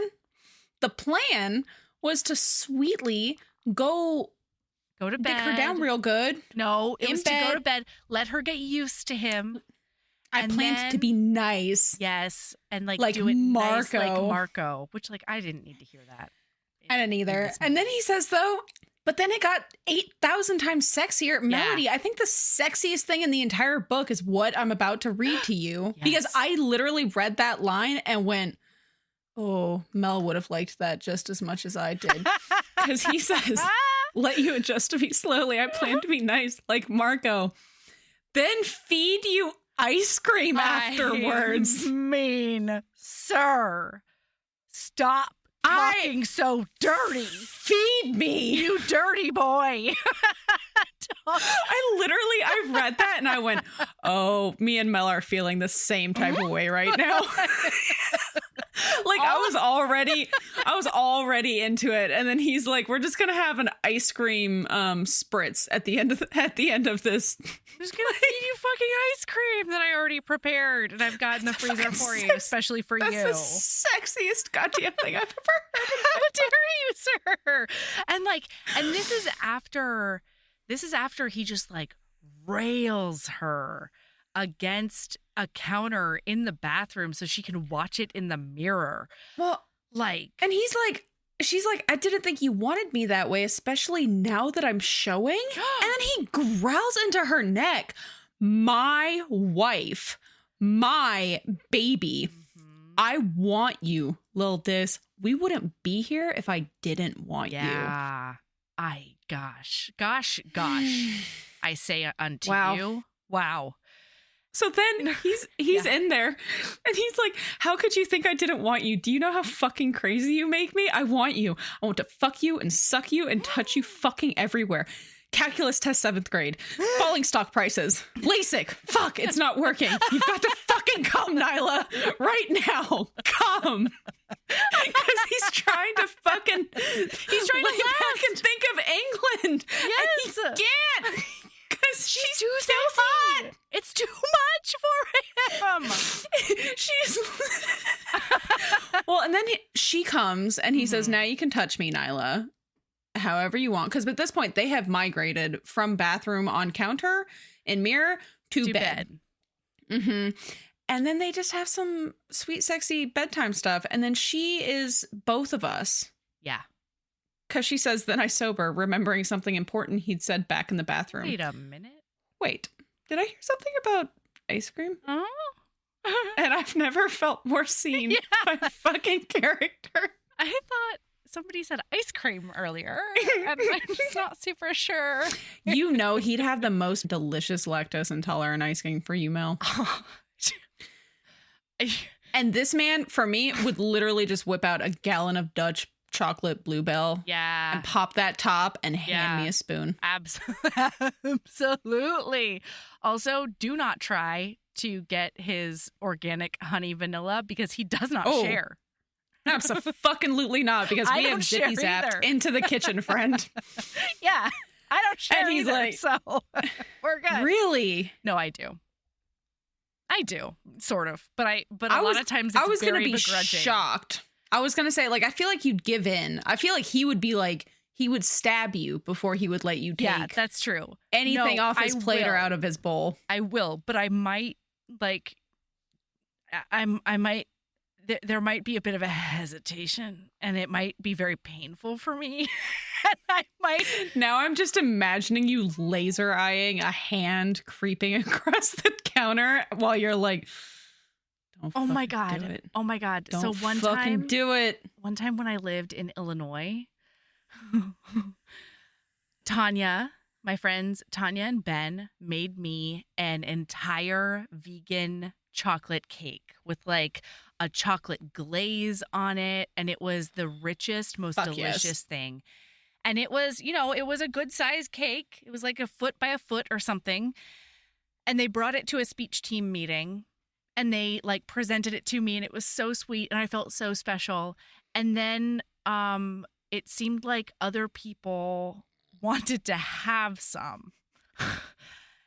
And that was very foreign to me because it was a cake made especially for me, though. Do you not share your... I did share some. Okay, I shared some. Okay. Then later on, I was in one of the side rooms coaching a kid with my cake in front of me. And this girl, whose name will remain unmentioned for her sake and mine, probably, she comes in, she's like, I heard there was cake. And I was like, there is cake. She's like, oh, can I? And she like comes in, and like apparently the look on my face made her pause. You were like, touch this cake at your own risk. Yeah, have you ever heard the term bloody stump? Because that's might be your future. You haven't heard that phrase? Touch this and you'll pull back a bloody stump? I had not. Because you chopped the hand off? Yeah, no, I get it. I think it's cute that you assume I think there's chopping involved. I feel like you just barely all over that stuff. I don't want to taint the cake, I don't want to get your blood in my mouth. Well, that's why for the cake. That's why you get to the hand before it gets to the cake. Hello? Yeah, that's fair. That's fair. You don't wait until they're about to take the cake. So then finally... she like hesitated and then pulled back and then came forward a little bit more and then pulled back. And I was like, would you like some of my cake? It's just like, the most passive. That's not even passive aggressive. No, that is like fully aggressive. Feral coyote woman protects live prey. Like freshly killed prey on the fucking savannas. What the fuck? Lioness? Okay. This poor lady walked away so confused. But she did have a piece of my fucking cake. So, like, maybe she can just deal with it. The fact that you still remember this in such detail tells me that this was a proving memory. It was one of those moments where I was like, not proving. Am I the asshole? Because, like, and I look back on it and I'm like, yeah, it's a foot by a foot cake. That's not a single serving to most people. I mean, but to me, I don't know. I was like, this is a cake I'm going to eat over the next hour by myself when I saw it. This is a special cake that Tanya and Ben made for me, Melody. And it doesn't have your name on it at all. And it's not your birthday. Okay, but like, I feel that because like, you ever go to restaurants and like something you order is so delicious and there's just not enough of it. And people are like, so this is, I I have a confession. Ooh. I'm a huge fucking hypocrite. Because I want to have a bite off of literally every other person's plate and at don't the touch table. mine, though. But don't touch mine. I don't even care if I barely know you. I'm like, can I try that? Can I have a bite of that? Actually, that's not true. I do offer my stuff. So actually, no, this is not true because I offer my food. I'm like, oh yeah, can I try that? You can try mine. Uh-huh.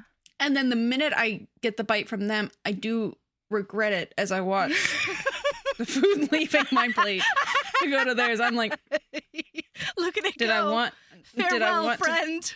Did I want to taste their food badly enough to trade? The answer is always yes, because I am gluttonous. But I'm truly gluttonous because what I really want is like a tiny little bread plate with a little bit of everybody else's food. And then my whole plate. To yourself. That's yours. Yeah. Yes. Yeah. I hear that. I have ordered a second order if I like it enough. Yes. So I can take the rest home with me and nobody else touches it. It's mine. Get away. Mm-hmm. Yeah. Mm-hmm. Anyway, so he doesn't share. They're doing... And that's fine with everyone. That's a hell of a tangent that we just went on. So he's looking at her and she makes a comment about how he's doing this to make his parents happy, to like fix the family, to do all of these things. And he's like, I don't like it when you fucking do that. Well, he doesn't say fucking. I added that. Yeah. That's classy. Our flair. That's our really creative he's like, flair. I don't like, fuck you. No, I mean, I said our because we both do it. I know. So he's like, I don't like when you do that. And she's like, do what? And he's like, pretend like I'm only doing this for my parents. You were would up in not that be here. Bedroom? If I didn't want you here. You were here when I was a fuck gremlin. Yeah. That made you come real hard in the mirror. Yeah. Ma'am. You That's think I word talk for about word, LASIK when listener. I don't like someone? Surgery. Scalpels. Eyeballs. It's not working. Sockets. Fucking come. Anyway, so then the next morning they cut it short because he's upset about it. And so he cuts it short and they go up to bed and she's like, I like some comfort after sex. And he's like, I don't like do that that at all. And he's like, she's like, can we just hold hands? And he's like, yes. And then he grips her hand real hard and they do fall asleep. Yeah. Holding hands. But then she has to pee in the middle of the night. And I can't believe you almost just skipped to the next morning. I know. How dare I? Oh my God. So she has to pee in the middle of the night and she hears like a groan after she does her business and she can't figure out where it's coming from. And then she realizes it's from the shower, the room that has the shower in it. And she opens the door and looks inside and it's him with one hand against the wall, the other working himself over. This is the sexiest fucking scene. It's one day, I read that this happens so much in romance novels, and I cannot wait for one day my own tax deductible ass to be in one arm in that pose in a fancy fucking shower, and I can just walk in and do my damnedest to glug glug like a champ. Because that's what she does. So he turns around and he's like, Nyla, oh my God. Yeah, this was not the plan. You shouldn't be here. And she just hits her knees. It's great. Yeah. It's great. And then it is. And then before does he come? No, he doesn't come. He pulls out in order to fuck her. No, because he's like, don't fucking look at me like that. Because she looks up at him with his cock in her mouth. Yeah. And he really likes the way her tongue piercing feels on the underside of his cock. And he's like, I want to feel you. And then he just like picks her up and grabs her and then bangs her against the wall real good. Yeah. And then, oh God, and then go. Come on, go. I get it. But also, come on. Yeah. He's like, you need to sleep in the other room. This was not the plan.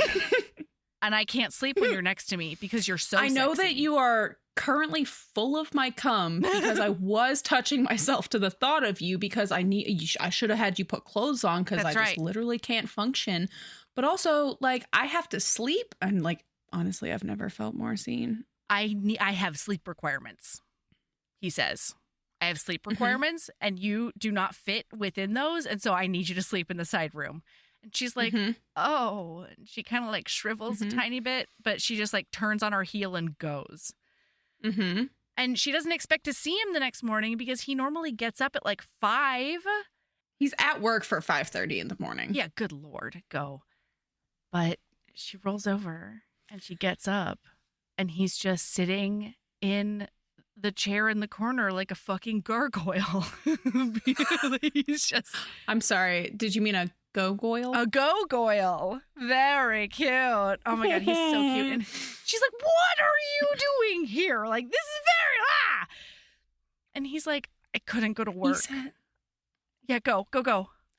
I couldn't go to work. I tried, but I couldn't. Why not? I was too afraid to go. Why were you afraid? Because if I went to work, maybe I'd come home and you wouldn't be here. I'm concerned you wouldn't stick to the plan, especially since you haven't read it. And a bunch of stuff you do isn't in the plan, but you leaving me. The saddest look passes over his face. That's really not in the plan. Oh. And she says, baby, Go, I've got a lot of issues, but running is not one of them. I fucking loved that. Same. Like, she's like, you have problems, I have problems, but like, I'm not just gonna fucking give up. Yeah. Oh, they're so precious. They're so wonderful. And so he's like, my assistant asked me if I wanted to go on a honeymoon with you. And I said, no, because of course I wouldn't. Why would I want to go on a honeymoon with you? Except that now I really want to go on a honeymoon with you. So I think new plan. And she's like, what? So he's like, I can't stop myself from wanting you. This has never been a problem for me with any other girl, but you're what the tech industry loves and hates the most. A women's shelters manager? Which had me laughing. A major disruption. Nyla, you're majorly disrupting my life, and for the first time ever, I'm finding it hard to have a problem with that. I guess he shakes his head as if this were the most out there concept he's ever encountered. I guess I want to live here with you. See where this goes more than I want my robots to stay in their boxes. Because to be clear, listener, we did learn that he had an ex-girlfriend who took a robot out of a box and put it in a different room, and he did immediately dump her. And they'd been dating for like 3 months, and he immediately dumped her, told her never to come back. And Sabrina, get the fuck out. I have also never felt more seen. Same! Because there was a moment when I was dating someone, and they got me a heart-shaped necklace for a gift. And I just broke up with them because if they got me a heart anything, they didn't know me at all. Like, it's okay. They didn't try at all. So I'm not married, obviously. Yeah. I'm not in a relationship. I have been in 6 relationships in my life. One of those people, I literally told, I'm too busy. We've been together for almost 10 months, and I fully had a Go Gutierrez moment because I literally looked my partner. I was so young. Yeah. I looked my partner dead in the face, and I was like, right now, I have 4 things in my life. I have work, I have school, I have satellite building club, yeah, and I have you. I only have time for 3. Room for 3. And like, I think there's a reason that I'm reading this book and going, oh no. I do see myself in this because like exchange out satellite club for robotics club and like, same brain. Yep. Yeah, I just don't have a plan, which is why obviously I'm not a billionaire yet. So they go on this honeymoon. And he leaves all of his devices at home so that he can just focus on them and relax. And they tried to read physical books next to each other a couple of times. Okay, I was laughing so fucking hard at that line. Because, okay, so the plan, his disturbing habit of referring to paperbacks as physical books aside, he's totally right. because they had agreed that he tried to make a plan and she was like, okay, let's do it. But I have a quote for you, Melody. Yes. Because I was so prepared for this whole honeymoon, because she says, and this is the opening to this chapter, taking a newly planned vacation with Go turns out to be pretty painful for the sexiest reasons possible. The biggest surprise is he doesn't bring any tech along, not so much as a tablet, which means he can't make any multi-point plans for what we're going to do exactly when, and that means he's spontaneous as fuck. And I do mean as fuck. Like inviting me on a beach run with him, only to pin me down in the sand before we're even a mile in. Dude, you know Go's a freak. He's like, let's fuck it. I'm gonna rail you backwards, sideways, upside down, and to Sunday. Yeah. Like, I don't have a plan. And so guess what? The plan is making you scream my name and then coming all over you and inside of you. Forever. For as many minutes of the day as possible. Well, because she distracts him from reading physical books. She just straight up shoves her hand down his pants, his board shorts. And he's like, this isn't the plan. And he's like, this isn't the plan. Horny. Yeah. Horny. Oh, here we go. And she's like, oh, well, sucks to suck. Let's go. Yeah. Actually, wait, one last quote. The truth is, nothing in the world has ever made me feel as powerful as ruining this beautiful man's plans in the nastiest ways possible. And then he does spank her. Yes. Because she's being naughty. She's being naughty. She's the plan. She's being a disruption. And she's like, whoa, hold on.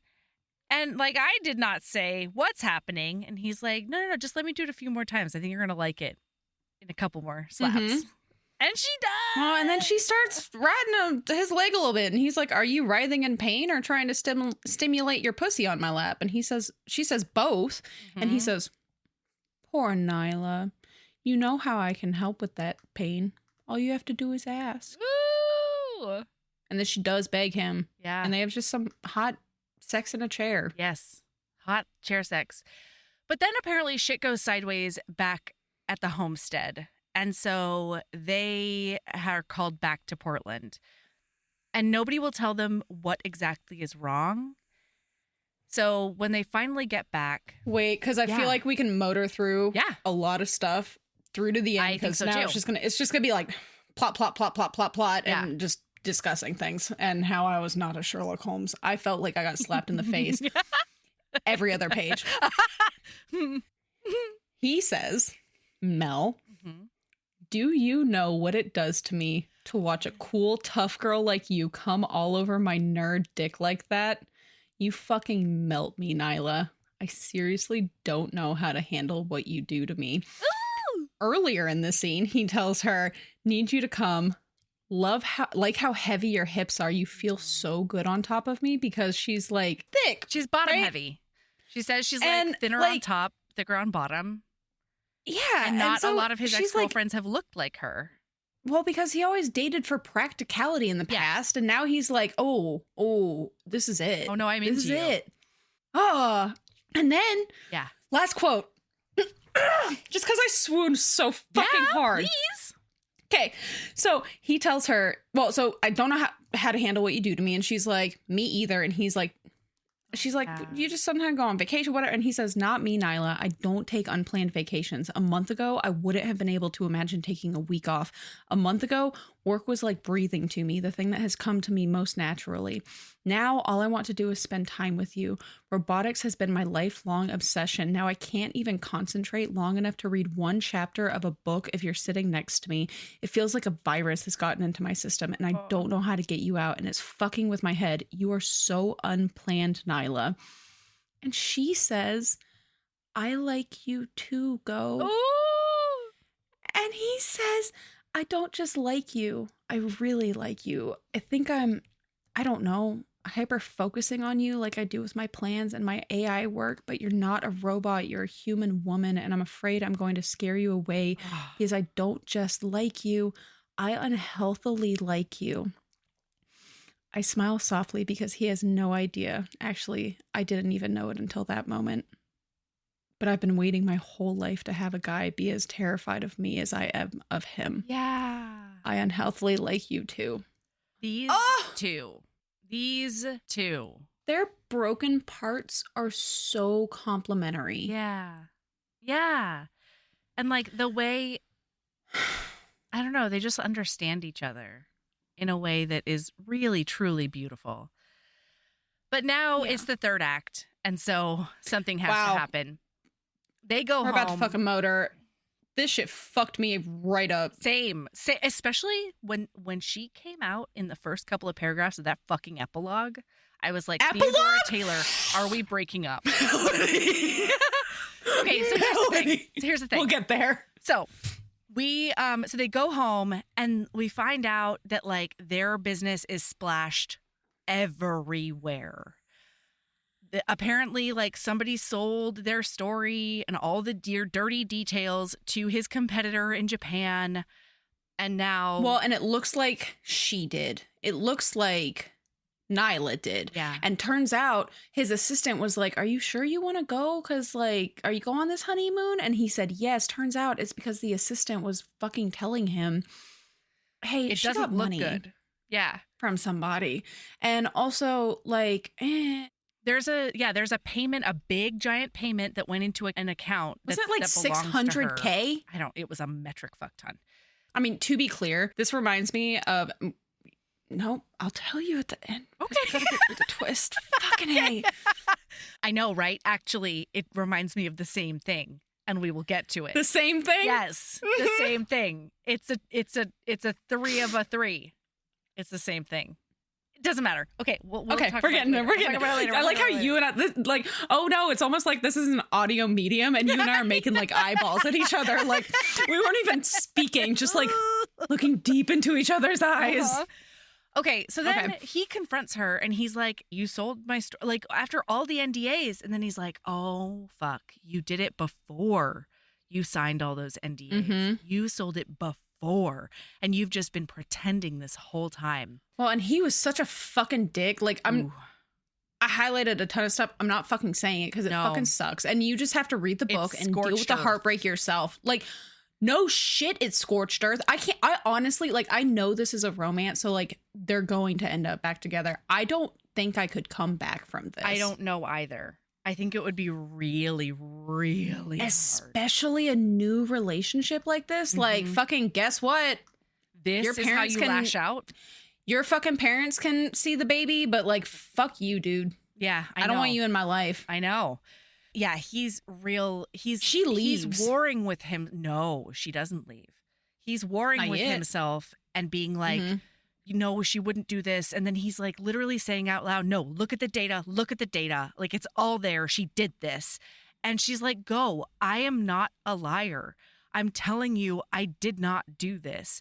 And then finally he says, get out of my house. He kicks her out.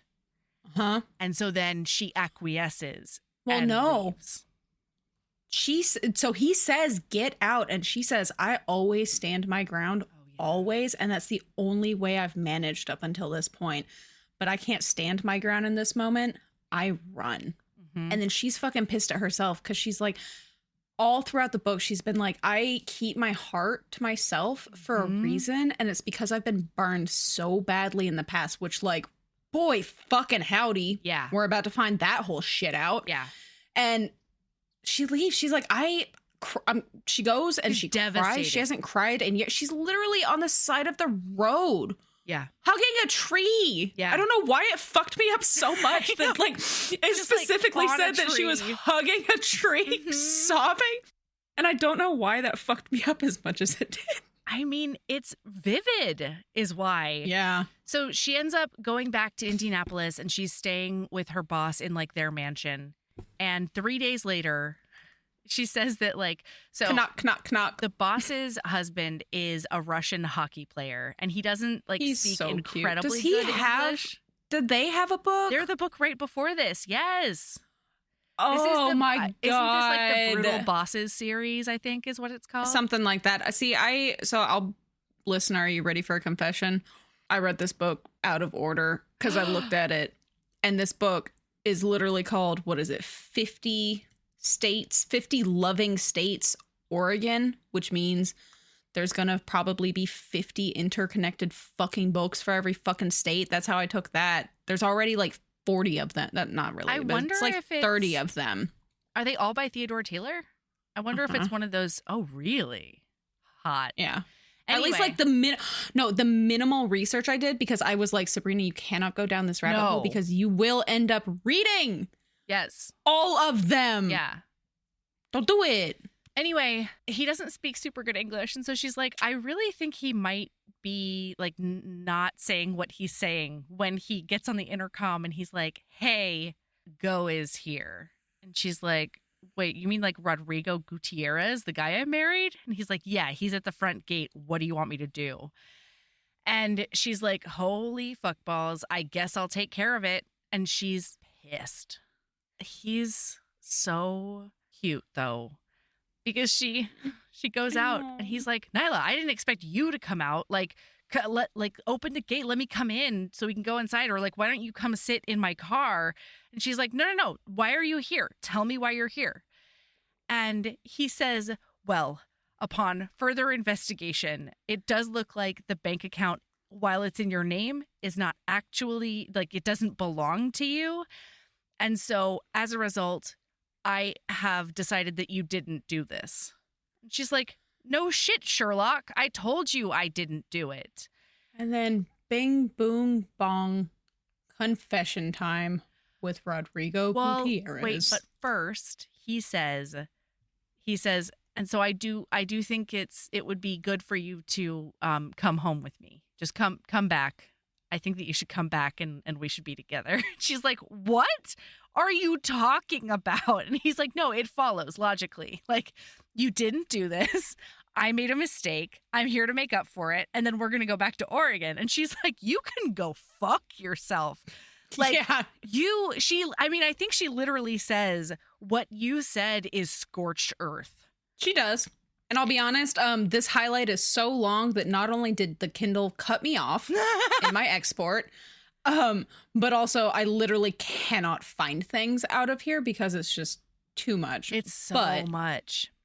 Can we tell them what we find out? Yeah. He like takes a minute and then he's like, okay, I think I have to tell you. You're going to be so mad about this. Yeah. So he's like, this has been a plan. At Thanksgiving, there's a Nyla plan. She's like, I told Marco to dump you at Thanksgiving. And she's like, why in the world would you do that? And he's like, well, because I knew that you should be mine. Uh-huh. He fully the-playered her. Yes! That the 3 of 3. The third book in a 3-book series. The player. Yes. Yeah. He players her because he does this also in front of his entire family. So the whole family knows that he literally says they all agreed. He says they all agreed that Marco should break up with you and cede you to me. Oh my God. And she's like, and what did Marco say? And he's like, okay.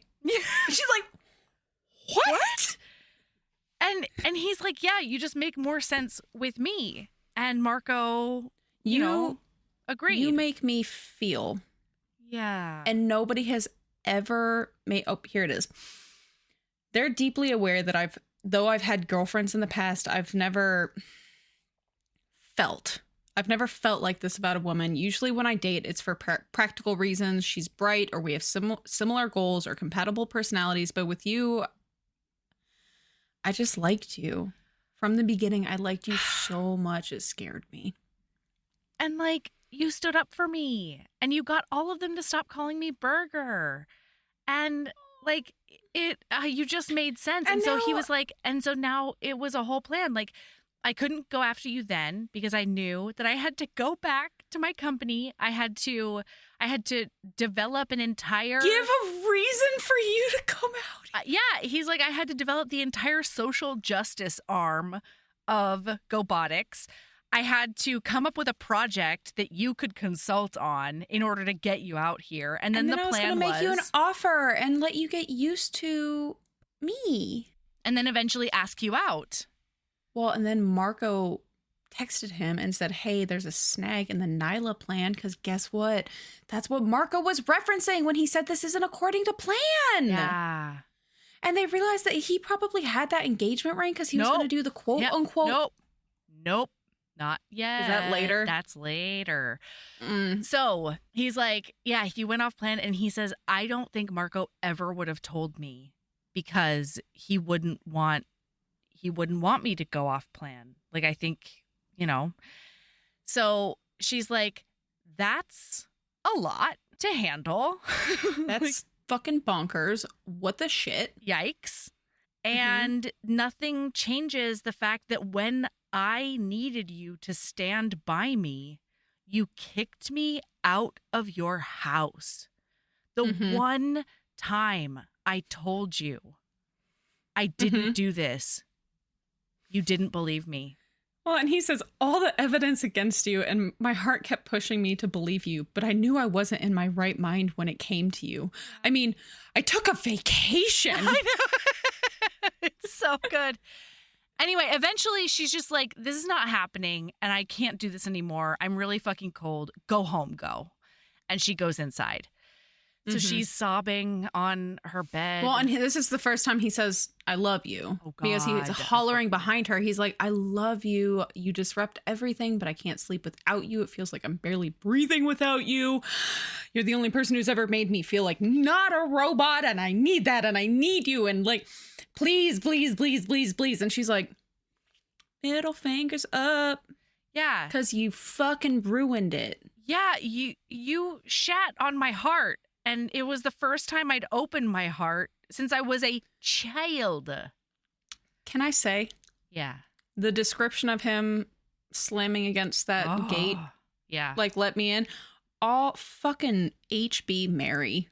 Yes. All I could think about was that stupid fucking TikTok she duetted of me.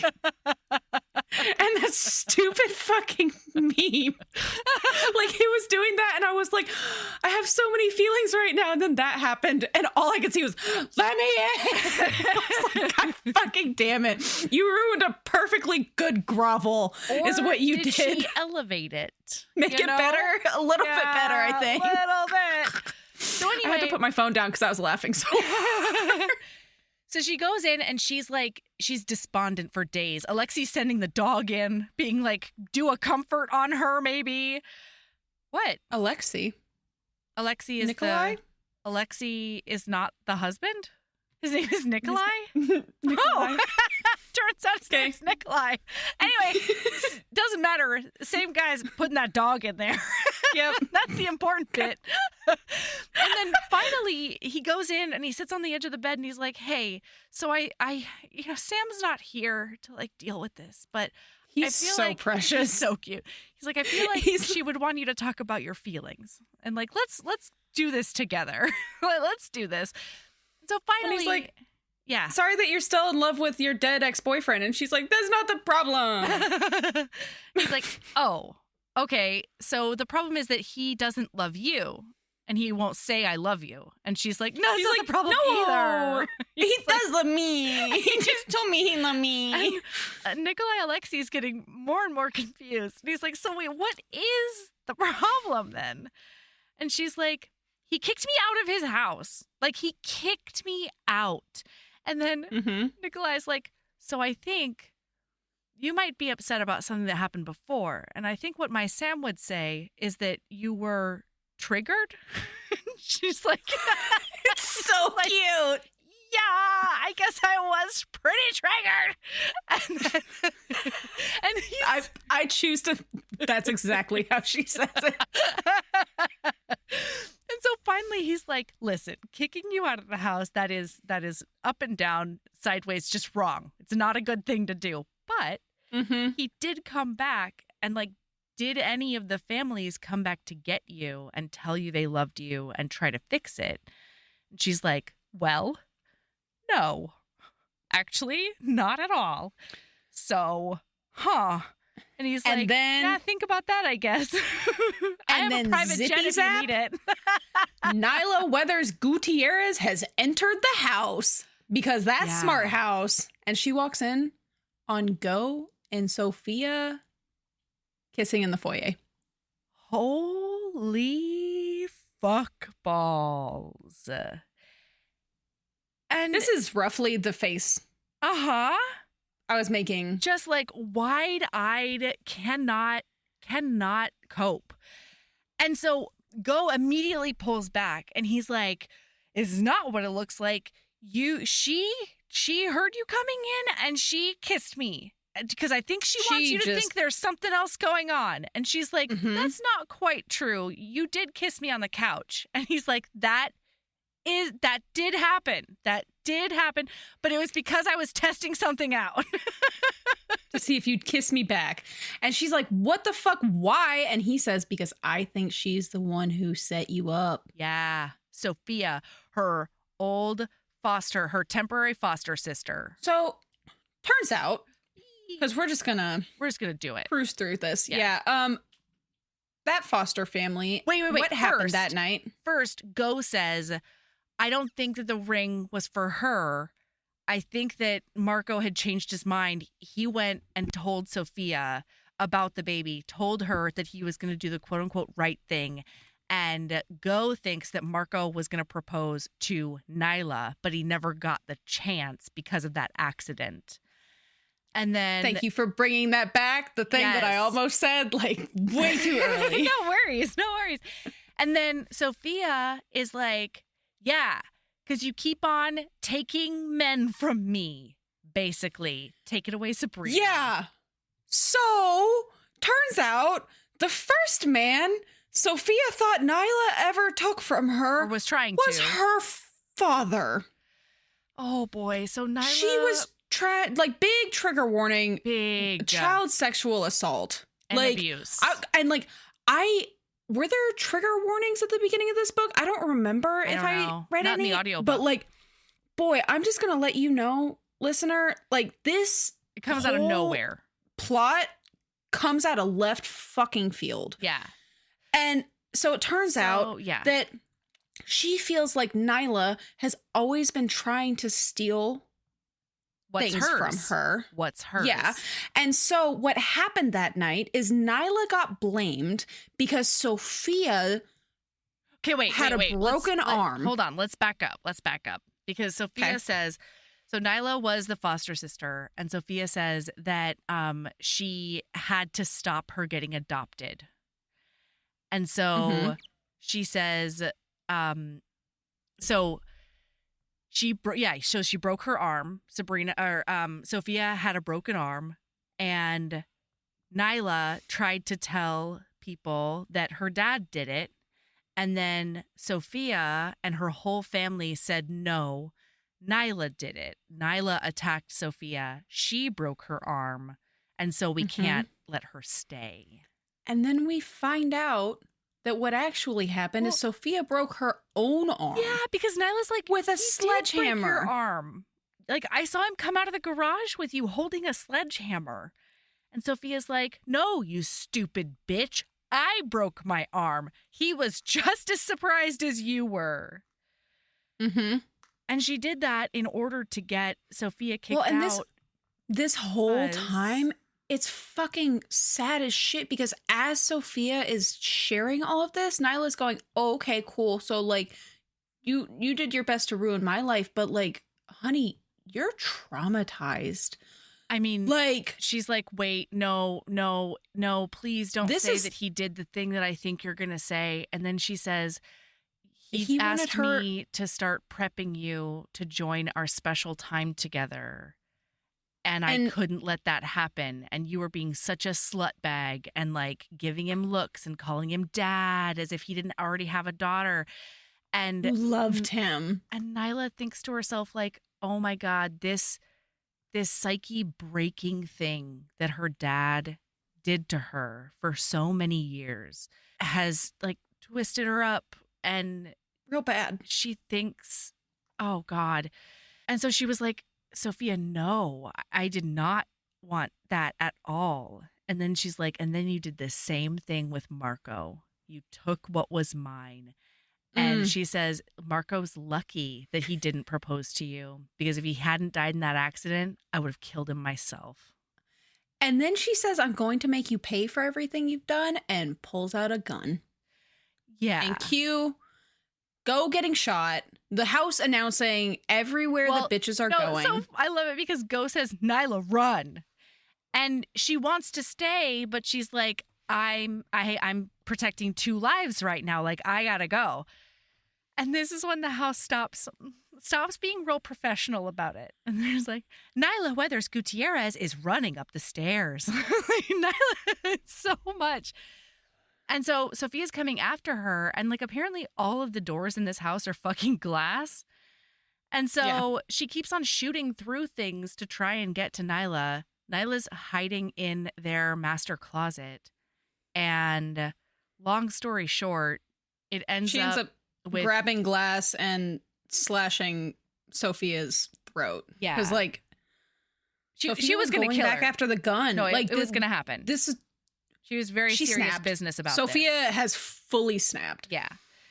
And then, of course, she runs to go check on Go. And listener. Yeah. The last fucking chapter of the book, not the epilogue, but the last chapter ends with Nyla sitting on the ground with Go while he is bleeding out everywhere.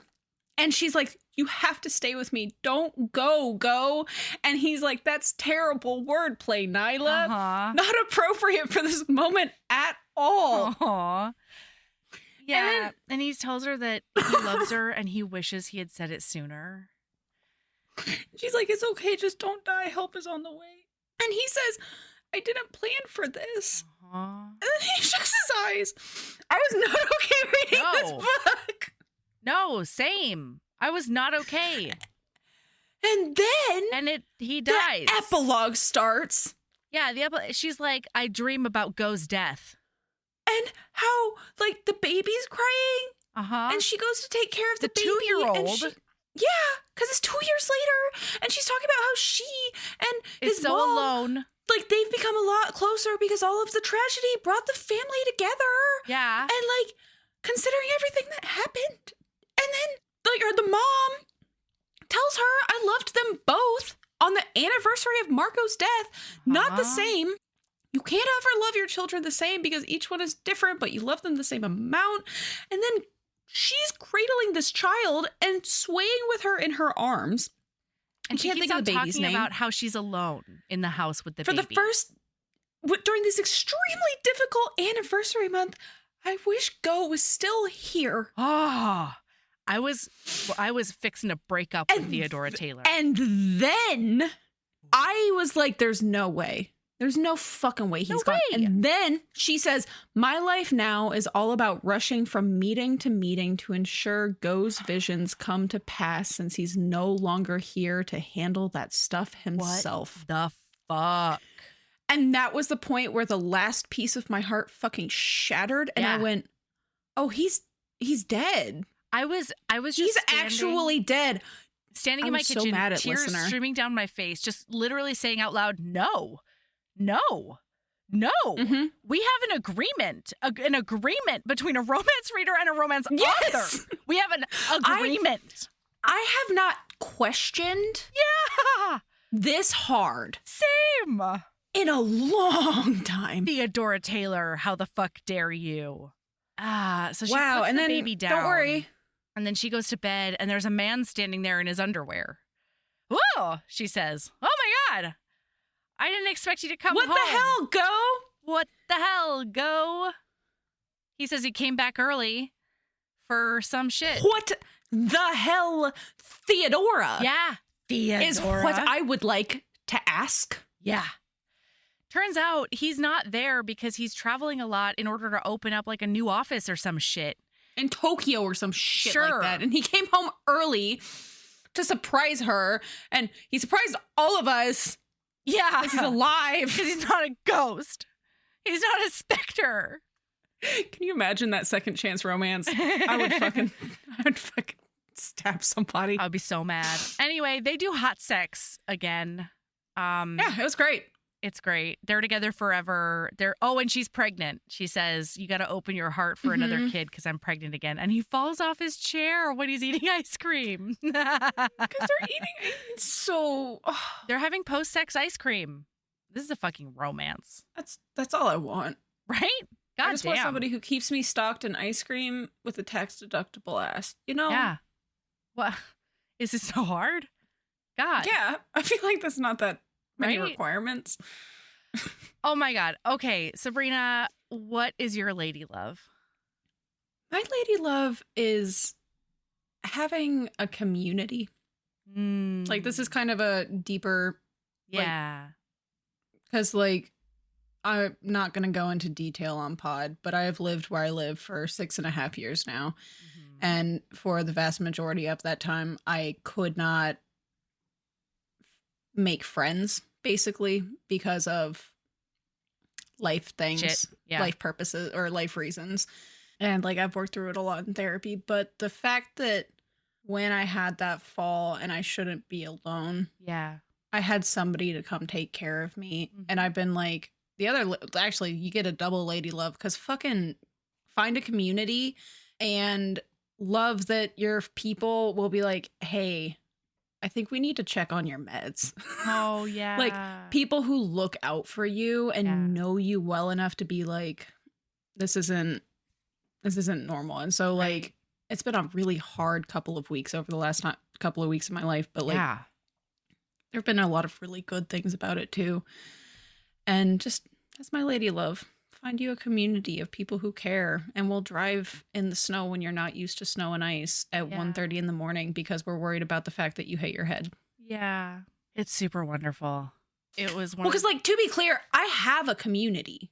They're just far. Virtual. Yeah. Like, you couldn't have come to take care of me. Right. None of my friends could have just showed up. Right. I mean, so when I called to just have a friend check in, I was so happy and relieved that somebody was physically there. It was such a huge relief and, I don't know, spot of joy that you had somebody right there with you. It was really, really wonderful. It was really wonderful for me too, because, like, 2 years ago, well, I guess 2 years ago I had my neighbor, but, like, even on top of that, now I live out of town. You know what I mean? Like, the people that I used to be able to rely on for stuff like that, I just can't do that anymore. I live kind of in the middle of nowhere. And anyway. Okay, my lady love, if you don't necessarily want to watch the movie, you don't have to, but I was over at a friend's house this weekend to help her move because she is making some really healthy choices and she's putting distance between her and her fairly recent ex-partner. So anyway, I was really, really proud of her because at first they were going to stay in, like, the same 2-family house for their kids. And if that had worked, that would be wonderful, but it's not. And so she's, like, making moves to make their lives healthier. And I don't know, I just find her really, really inspiring in general. But one of my favorite things about her is that when we're together, a lot of times I get, like, a peek into her personal playlists. And so one of them, right, you know, in the beginnings of her making firm decisions about making her life better, Surface Pressure came on. It's a song from Encanto. And she was like, hey, just to make sure you noticed, that Disney song is not on a playlist for the girls. That Disney song is on my playlist. Because it was one of those moments where song. Yeah, she heard that song and she was like, oh no, I'm Louisa. Everything is on my shoulders. And it was like this revelatory thing for her. So anyway, this weekend, we're, like, packing up her kitchen and blah, blah, blah. And a song from the movie Ugly Dolls comes on. And it's one of my favorite songs. It's also an excellent movie, even if you're a grown-ass adult. Two of the people who voice the characters are Kelly Clarkson and Janelle Monáe. Count me in. Are you in? Yeah. Yep. Also, one of those Jonas Brothers is in there. I can't tell you which one, but Kelly Clarkson is part of the reason I realized that I was not straight as a youth. So, like, yes, count me in. Loving that. Anyway, my favorite song on that soundtrack, there's so many good songs. One of them is Girl in the Mirror, because it's all about, like, the whole movie is about accepting who you are and celebrating, like, your body and, like, whatever form you come in, just accepting that and not wanting to change for others. And yeah, like, it's just fucking gorgeous. Anyway, so Girl in the Mirror is really good. There's one called Don't Change. But my favorite one is called Broken and Beautiful. And the main line in the song is, I'm broken and it's beautiful. And okay, now I'm Googling. You gotta, I don't know. It was one of those, because like the world around me has not been as unkind to me as it has been to Sabrina lately. We all, hopefully. Yeah. I was about to say we all have our moments, but I'm really hoping that you don't. God, no. Just I'll take an L for the team. Yeah. Okay? It's fine. I know. Because, like, boy howdy, you have been such a good support system through all of it.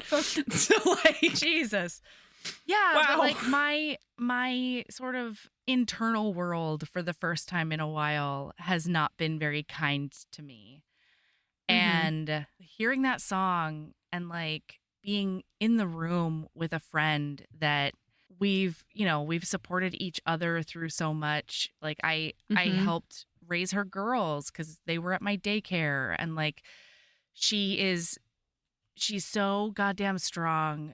And she's been through so much, and so have I, right? In different ways.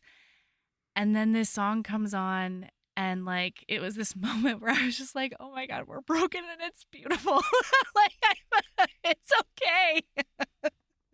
We are beautiful in our brokenness, and it's done in Kelly Clarkson's fucking voice. Like, highly, highly recommend. It's really gorgeous. Anyway, so that's my lady love. I would just like to throw out there that I feel like you and I have like complimentary lady loves like every other week. It's it weird, seems like, right? Nowadays. Yeah. So like our pot lady love is have your people. Yeah. And love your people. Yeah. And you're beautiful. You're beautiful. Anyway. Oh love yourself as much as you love post-coital ice cream. Yes. Oh, I love it.